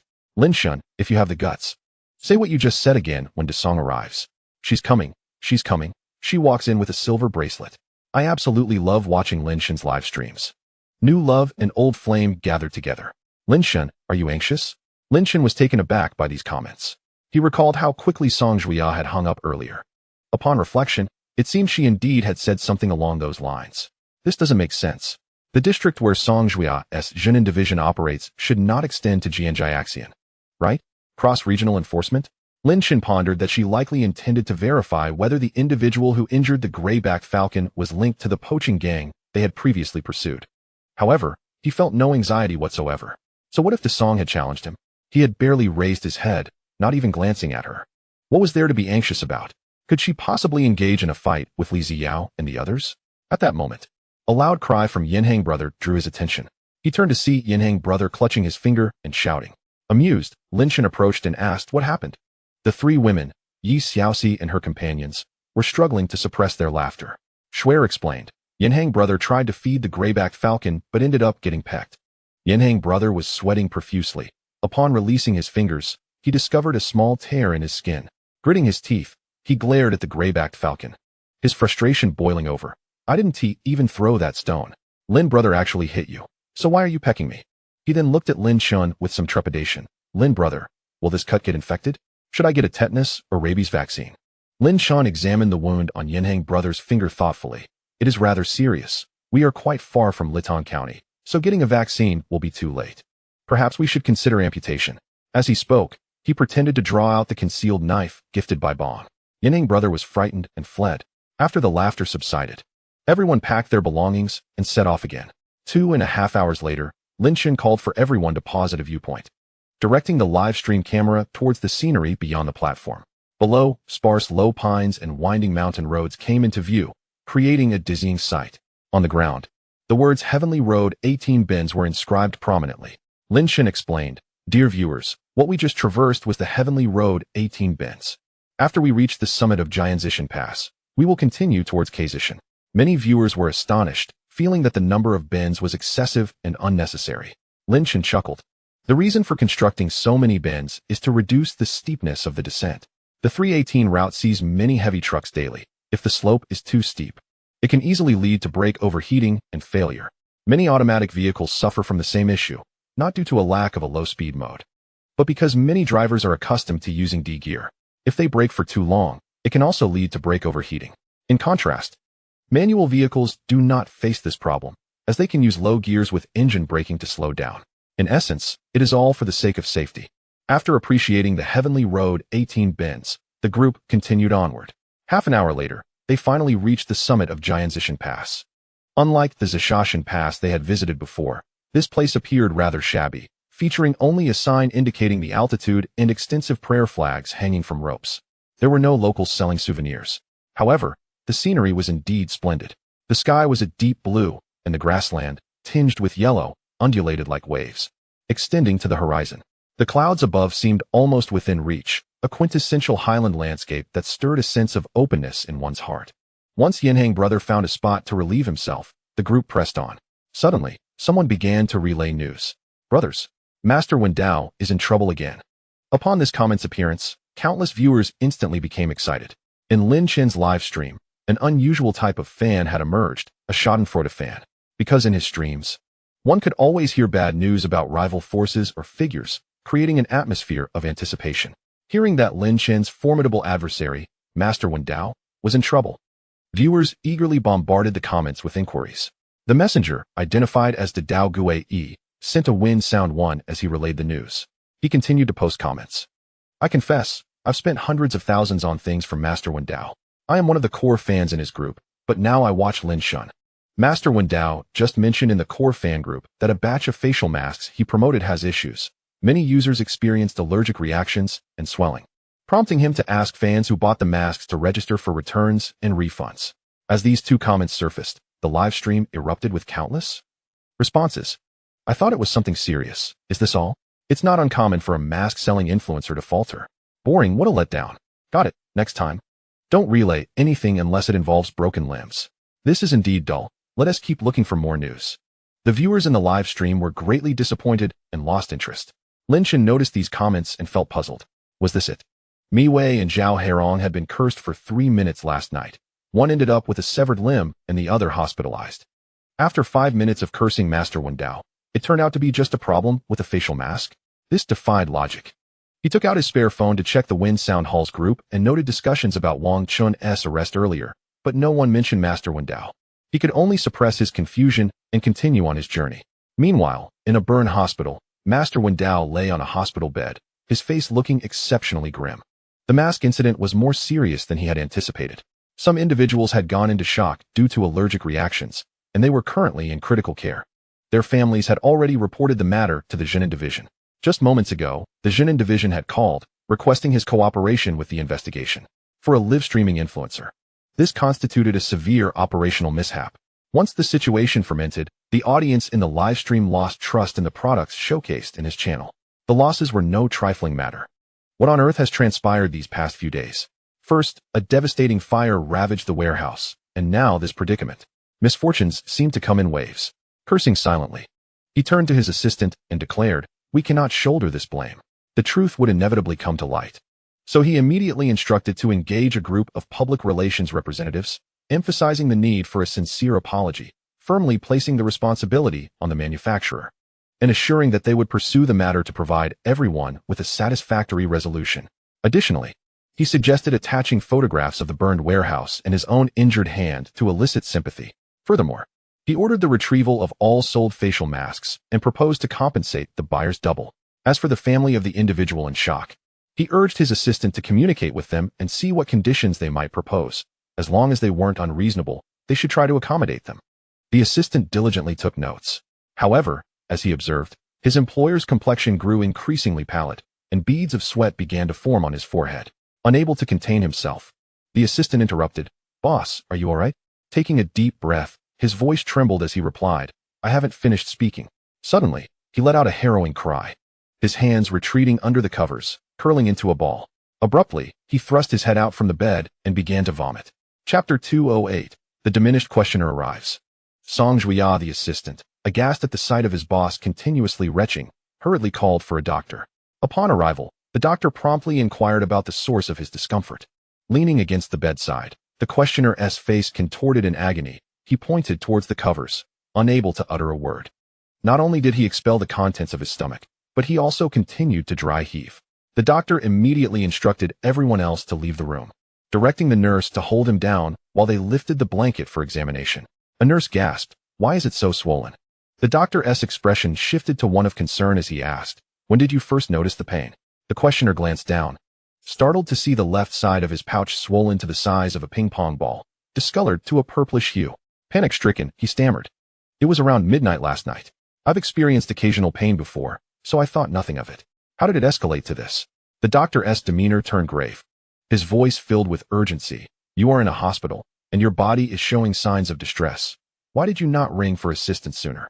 I must tell you, it is highly likely that your left pouch has twisted, leading to impaired blood circulation, which can result in radiating pain, and in severe cases, accompany nausea and vomiting. Based on your account, it has now exceeded 12 hours. Your left pouch is likely necrotic and requires immediate transfer to urology for surgery." At this proclamation, the questioner's mind reeled, and terror washed over his face. "What surgery?" The doctor, with a compassionate gaze, replied gently, "A removal procedure." In an instant, the questioner's complexion drained of color, his eyes wide with fear. The doctor sighed, offering reassurance, "Rest assured, the urologist will do everything possible. If there is even the slightest chance, they will strive to preserve it. However, even if it is salvaged, it may still experience atrophy, so prepare yourself mentally. But do not be overly pessimistic. Even if one is removed, there remains another, which should not significantly impact your future." With that, the doctor ceased further conversation, promptly instructing the nurse to procure a gurney for transport to the operating room. Moments later, the despondent questioner was wheeled into surgery. his mind consumed with a singular thought. Why, oh why, have I wronged fate to deserve such a fate? The notion that it wouldn't have a significant impact only underscored the reality of its influence. The surgery was conducted under local anesthesia, and throughout the procedure, the questioner remained acutely aware. After approximately 20 minutes, he heard the somber voice of the surgeon declare, "Zhu Gaoqiang, your left pouch has completely necrotized and cannot be saved. It must be excised. You need to sign for consent." Shortly thereafter, a nurse approached with a consent form, placing a pen in his trembling hand. As Zhu Gaoqiang's hand shook while signing, tears welled in his eyes, cascading down to his ear. 10 minutes later, a swollen pouch was placed on a metal tray next to Zhu Gaoqiang's bedside. According to protocol, this pouch would undergo pathological examination, and he would never again have the chance to see it. Zhu Gaoqiang cast a lingering glance at the contents of the tray, nodded slightly, and turned away, unable to bear the sight. Following the suturing, he was pushed out of the operating room. Back in his hospital room, Zhu Gaoqiang stared blankly at the ceiling. Regardless of his assistant's attempts at consolation, he remained unresponsive. What was the point of amassing wealth and goods if his life was now irrevocably altered? An hour later, the attending physician entered the room, examined the surgical site, and asked a few questions. Finally, hesitantly, he stated, "Zhu Gaoqiang, the preliminary results from the pathology have come in, and there is something I believe you need to know." Zhu Gaoqiang looked at the doctor, bewildered. The physician continued solemnly, "You may have a congenital condition known as cryptorchidism." The assistant's eyes widened in shock. Zhu Gaoqiang, momentarily taken aback, then chuckled nervously, "Doctor, don't jest. My 2 children are already in elementary school." The doctor simply gazed at him, his expression filled with unspoken words, and pity deepened in his eyes. Zhu Gaoqiang's smile faltered, his face draining of color. Subsequently, his face flushed crimson, and he trembled. Just then, a woman's voice called from the doorway, "Darling." Those present turned to see a much younger woman standing at the entrance. Tall and elegant, with a fresh face and fashionable attire, none other than Zhu Gaoqiang's wife. Once a livestream host herself, she had withdrawn from the industry after marrying him to focus on raising their children. She held the hands of 2 adorable children, one around 7 or 8 years old and the other 5 or 6, both resembling their mother, devoid of any genetic traits from Zhu Gaoqiang's narrow forehead, small eyes, or flat nose. This was a point of pride for Zhu Gaoqiang. Yet now, seeing his children brought an overwhelming sense of discomfort. The woman's face bore an expression of concern as she hurried into the room with the children. "Darling, what has happened? Why did you suddenly undergo surgery? Is it serious?" Zhu Gaoqiang gestured subtly to the doctor and replied with a smile, "It's nothing major." "Why did Xiao Wu take so long to inform you?" The woman responded, "I was at a beauty appointment and then had to pick up the kids from school, which delayed me." Zhu Gaoqiang nodded, saying nothing further. Motioning for the children to come closer, he gently touched their faces and guided them to stand beside the assistant with the dyed yellow hair, chuckling with an icy demeanor. "Xiao Wu, I hadn't noticed before, but now that these 2 children are standing with you, they truly share a resemblance." Both the woman and the assistant's expressions shifted simultaneously, panic flickering in their eyes. After Lin Shun and others descended from the Jinzi mountain pass, they soon began their ascent once more. The time had progressed to just past 7 in the evening. As the altitude increased, snow began to fall. Although it was not yet dark, Lin Shun decided to find a nearby spot to camp, considering it was the first day of trekking for Li Xiao and Yi Xiaoxi. Moments later, Lin Shun called everyone to enter a makeshift viewing platform by the roadside, where the ground was composed of earth and stones, perfectly suitable for setting up tents. They began to establish their campsite. As for Shuer, she was already an experienced veteran, moving swiftly. Li Xiao and Yi Xiaoxi, utilizing their high-end tent worth several thousand, found the setup process relatively straightforward. Lin Shen's tent was somewhat lacking, yet sufficient for his needs. After setting up the tent, he proceeded to start a fire and prepare a meal. During this process, several self-driving vehicles occasionally pulled over to the roadside for a brief respite. Upon noticing the gray-backed hawk perched on the cart, many curious self-driving tourists couldn't resist the temptation to step out of their vehicles for a closer look. Some recognized it as a gray-backed hawk, eliciting exclamations of awe. Once they learned that the relevant authorities had been notified, they felt reassured and continued on their way. Just as everyone was preparing to eat, the distinctive sound of the town's security vehicles echoed from a distance, growing nearer. 2 town security vehicles and 1 forestry department vehicle soon came into view, coming to a halt by the roadside.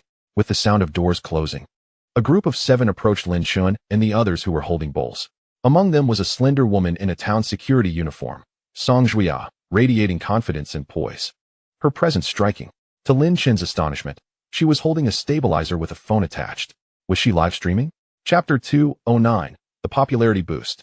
Yang Ling's request. The process of climbing the mountain was monotonous, especially as they entered the latter half, where both willpower and stamina were severely tested. It felt as if their legs were no longer their own, compounded by hunger and cold. They hardly had the breath to speak. For Li Xiao and Yi Xiaoxi, the two ethereal fairies, they relied solely on a surge of ethereal energy to press on. This was thanks to the red ginseng capsules they had taken. Otherwise, they would have long since succumbed to fatigue.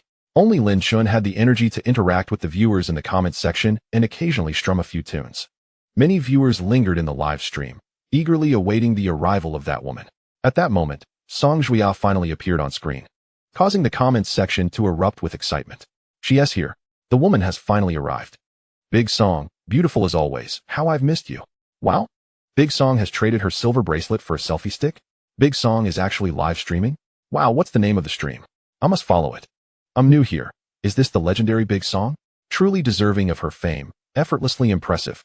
Let us get ready to rumble. Seeing Song Juya, Li Xiao and Yi Xiaoxi exchanged glances, their expressions a mix of surprise. They were not unfamiliar with her, having previously witnessed Lin Chun and Song Juya's interactions during the Zhishaoshan incident. However, they had not anticipated encountering her in such circumstances. The atmosphere felt quite subtle. Yu Hanggu chuckled mischievously, standing back to enjoy the spectacle. Lin Chun approached with a smile, though he directed his attention not to Song Juya, but to her superior. Yang Ling, extending his hand in greeting. Detective Yang, it's good to see you again.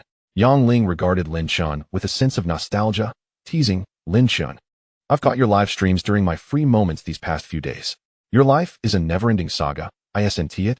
Many viewers in the comments have suggested we should award you a prize at the town security. I think that's a splendid idea. However, you might want to tone it down a bit. Otherwise, it seems like we at the town security are busy doing nothing, which makes those of us on the government payroll quite uneasy. At this remark, the comments section erupted with laughter. Haha, Detective Yang is clearly an old lurker. He has been following Lin Chun closely. Detective Yang, what Lin Chun encounters aren't stories, they're incidents. Indeed, Lin Chun apprehends criminals faster than the town security can. Not awarding him a prize would be unjust. Detective Yang, I miss Long Go. How is he doing? Has he been able to put his intestines back? How many years will he be sewing now? It's the 4th day of missing Long Go. The comments were filled with mirth. Lin Chun, with a hint of exasperation, replied, Detective Yang, please don't mock me. All my actions were merely acts of self-defense and reactive measures. Yang Ling nodded with a smile, glancing at the comments before responding, Dear viewers, the case involving Long Youwu's gang is still under review. As for him, he has escaped life-threatening danger. His injuries were severe, and he is currently receiving treatment in the hospital. But rest assured, he will face the consequences he deserves. The live stream was met with applause. Many began to send blessings for Long Youwu's gang. Only then did Lin Chun approach Song Juya. Upon noticing her pointing the camera at him, he couldn't help but smile. Agent Song, are you live streaming? Song Juya blushed slightly, though her darker complexion masked it well. Shyly, she explained, our town security has set up an official account these past few days, mainly for short video promotions of legal knowledge and to live stream our daily operations. Like today's event, this is our first live stream. We've only been broadcasting for a few minutes, so the viewership is still quite low. Upon hearing this, Lin Chun realized that Song Juya had indeed listened to his previous remarks. He stood beside her and glanced at the live stream title, which read Dingkong Town Security in Action, with over 30,000 viewers online simultaneously, an impressive feat for a newly launched stream.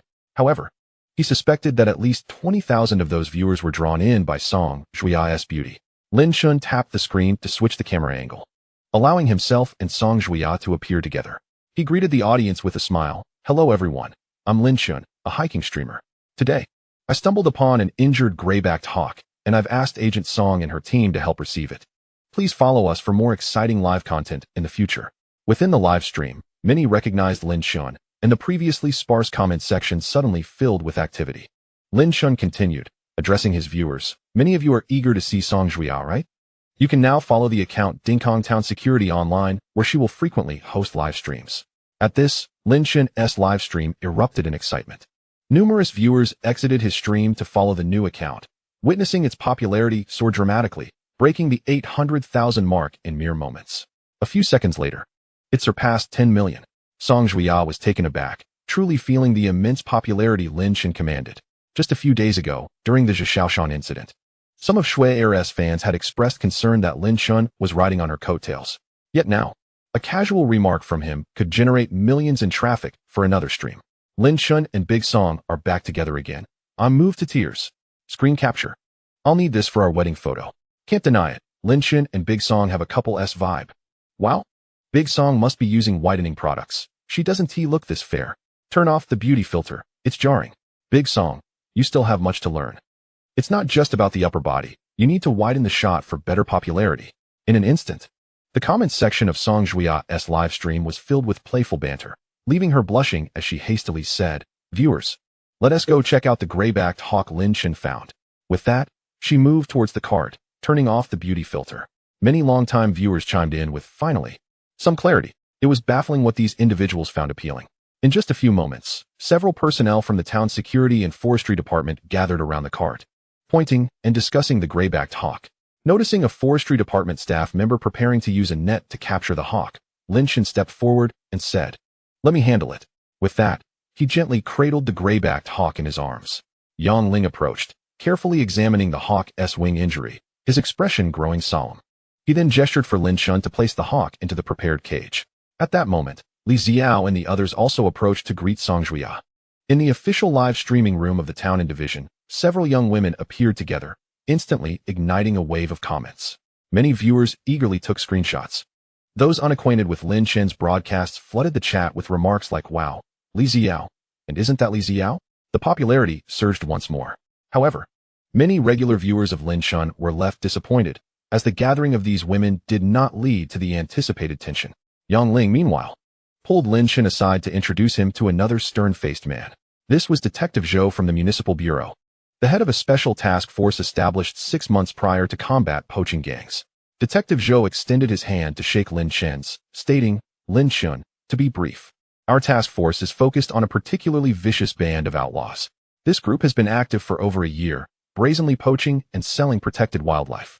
6 months ago, after our task force was formed, we had 2 confrontations with them, apprehending 5 individuals, but tragically lost 2 of our brothers. Since then, they have vanished without a trace. Given the injuries on the gray-backed falcon you found, it is highly likely that it is the work of that gang. Your timely contact with us is indeed fortuitous. Otherwise, they may have turned their attention towards you." He clenched his teeth, his eyes tinged with red, adding, "This time, we must ensure we capture them all." Lin Chen felt a chill run down his spine.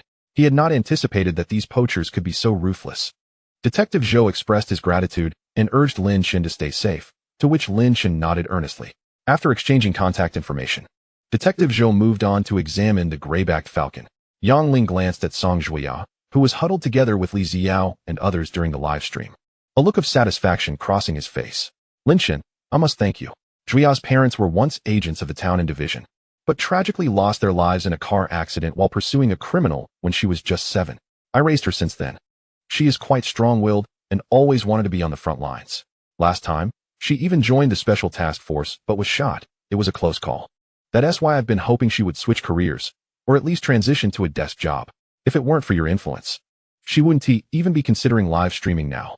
Although with her personality, she would still strive to be on the front lines. At least it's not as perilous." Lin Chen was taken aback, surprised by Song Juia's background. He turned to her and remarked, "Her physical strength is indeed lacking. Last time, I couldn't outrun her even when I was carrying a cart. It's wise for her not to be on the front lines." Yang Ling chuckled before sighing. "What troubles me most is her future. There are plenty of talented young men in the bureau and even in the municipal division, yet she seems uninterested. I certainly don't want her to find a partner within the same field. Once she finds someone, I will have no more worries." Lin Chen turned to Yang Ling. "What's the rush to be unencumbered? Are you planning to ascend to the heavens?" He feigned ignorance. Yang Ling, seeing Lin Chen's silence, decided to be direct. Lowering his voice, he suggested, "Lin Chen, how about this? She has just started with live streaming, and she stumbles over her words in front of the camera. Let her accompany you for 2 days, learn how to stream, and in turn, it might help boost our official account's popularity. What do you think? Of course, I have my own motives. It would also provide her an opportunity to avoid this current pursuit operation. I can't express this to her directly, but if you were to ask, she would likely agree." Lin Chen fell into contemplation. After a few seconds of thought, he nodded in response to Yang Ling's hopeful gaze. I will ask her, but I cannot guarantee success. Setting aside Yang Ling's ulterior motives, helping Song Juya gain exposure and traction seemed reasonable, especially since he would occasionally check out other streamers regardless. It made sense to support someone from his own circle. Yang Ling's face lit up with joy upon Lin Chen's agreement. After approaching the group of women, Lin Chen instructed Xiao Ji to film Song Juya, while he called Li Xiao and the others aside to discuss the matter. Naturally, he would not disclose that it was his idea, instead framing it as Yang Ling's request. Since they were a team, they needed to seek Li Xiao and the others' consent before adding a new member. Upon hearing Lin Chen's proposal, the expressions of those present varied. Brother Yuan looked at Lin Chen with admiration, his heart silently cheering. Lin Gu is amazing. No wonder the audience calls him the grandfather. He is indeed a role model for us. He was unfazed by the potential conflict among the women. Shui'er appeared slightly surprised, glancing back and forth between the others, hesitating to voice her opinion. Ultimately, it was Li Xiao who spoke first. I have no objections. Yi Xiaoxi glanced at Li Xiao before turning to Lin Chen with a teasing smile. Honestly, do you have feelings for Song Juya? You've been wavering between joining and not joining.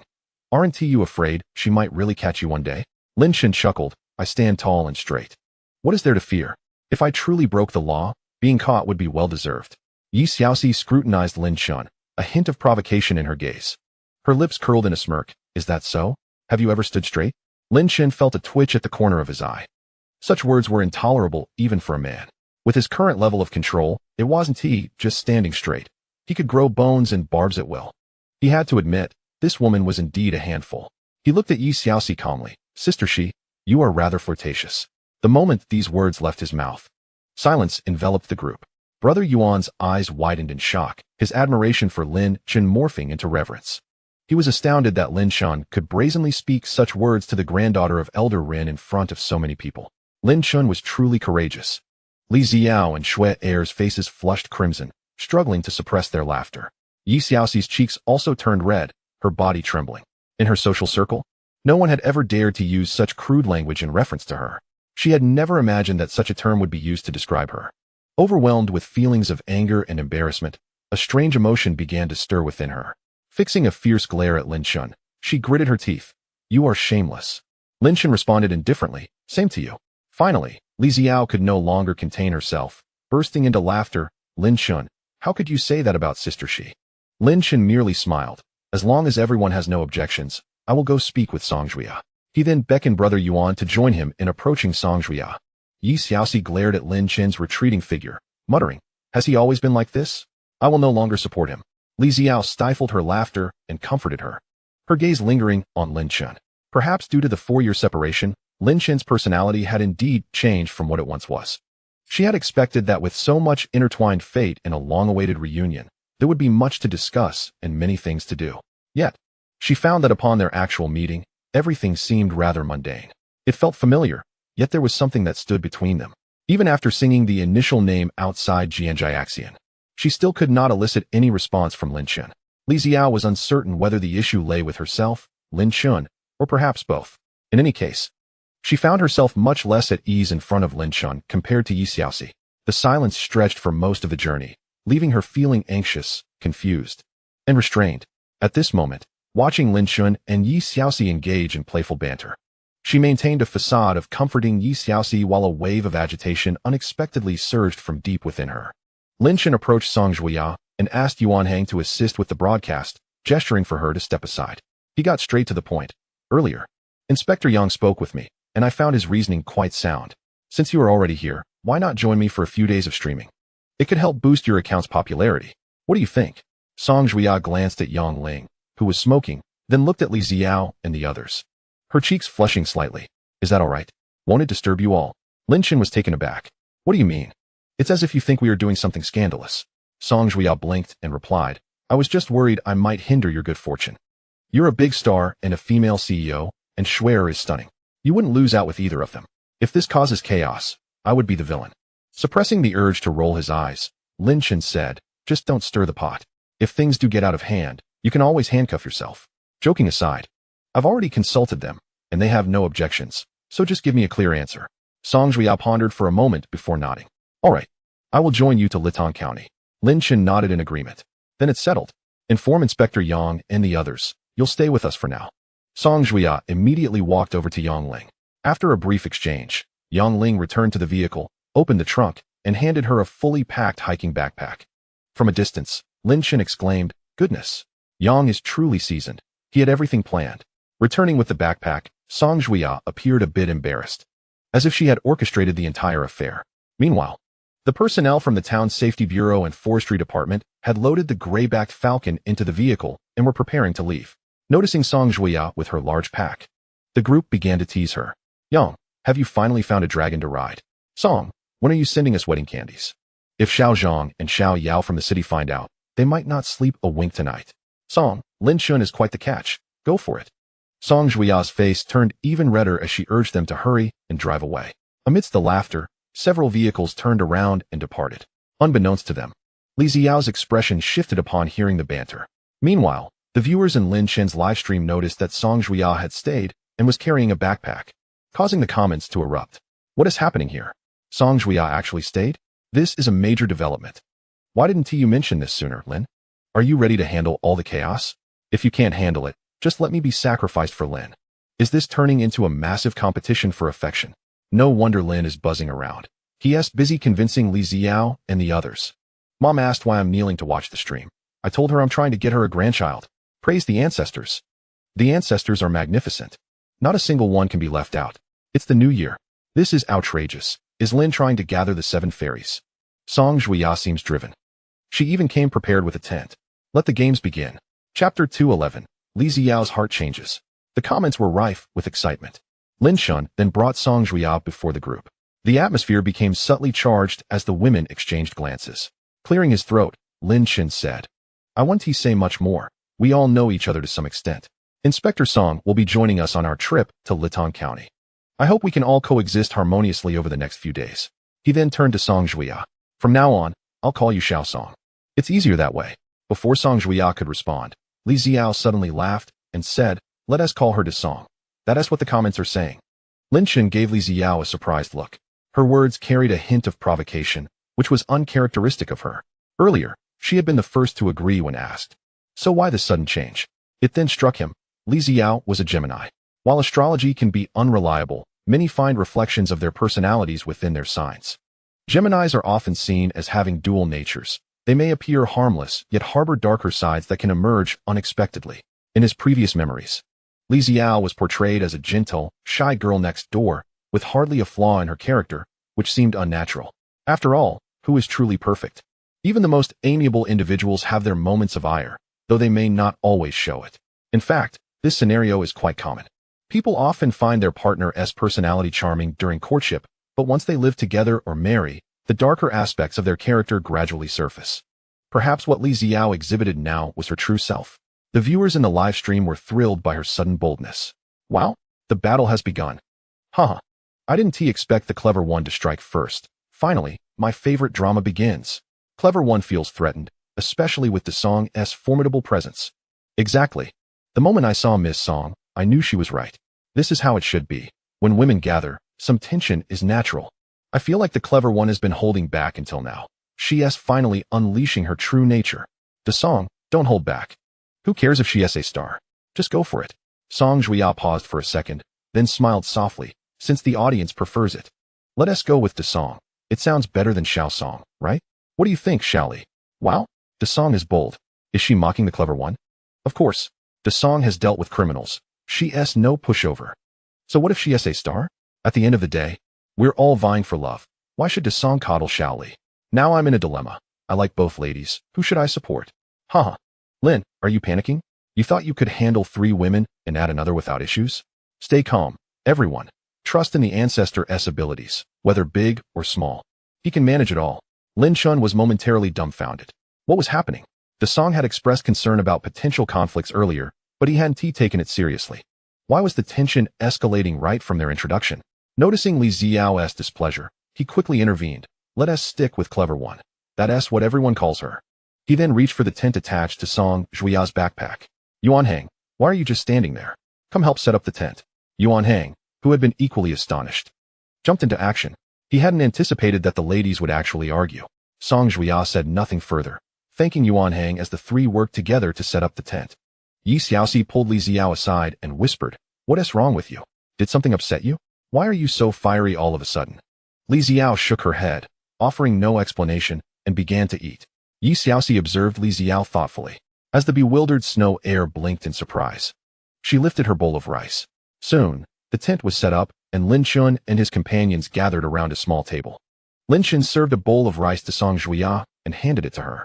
The group began to eat in a solemn atmosphere. The live stream was flooded with comments like "It's over, this is really awkward, and what a disaster." The viewers who had previously been excitedly typing "It's New Year"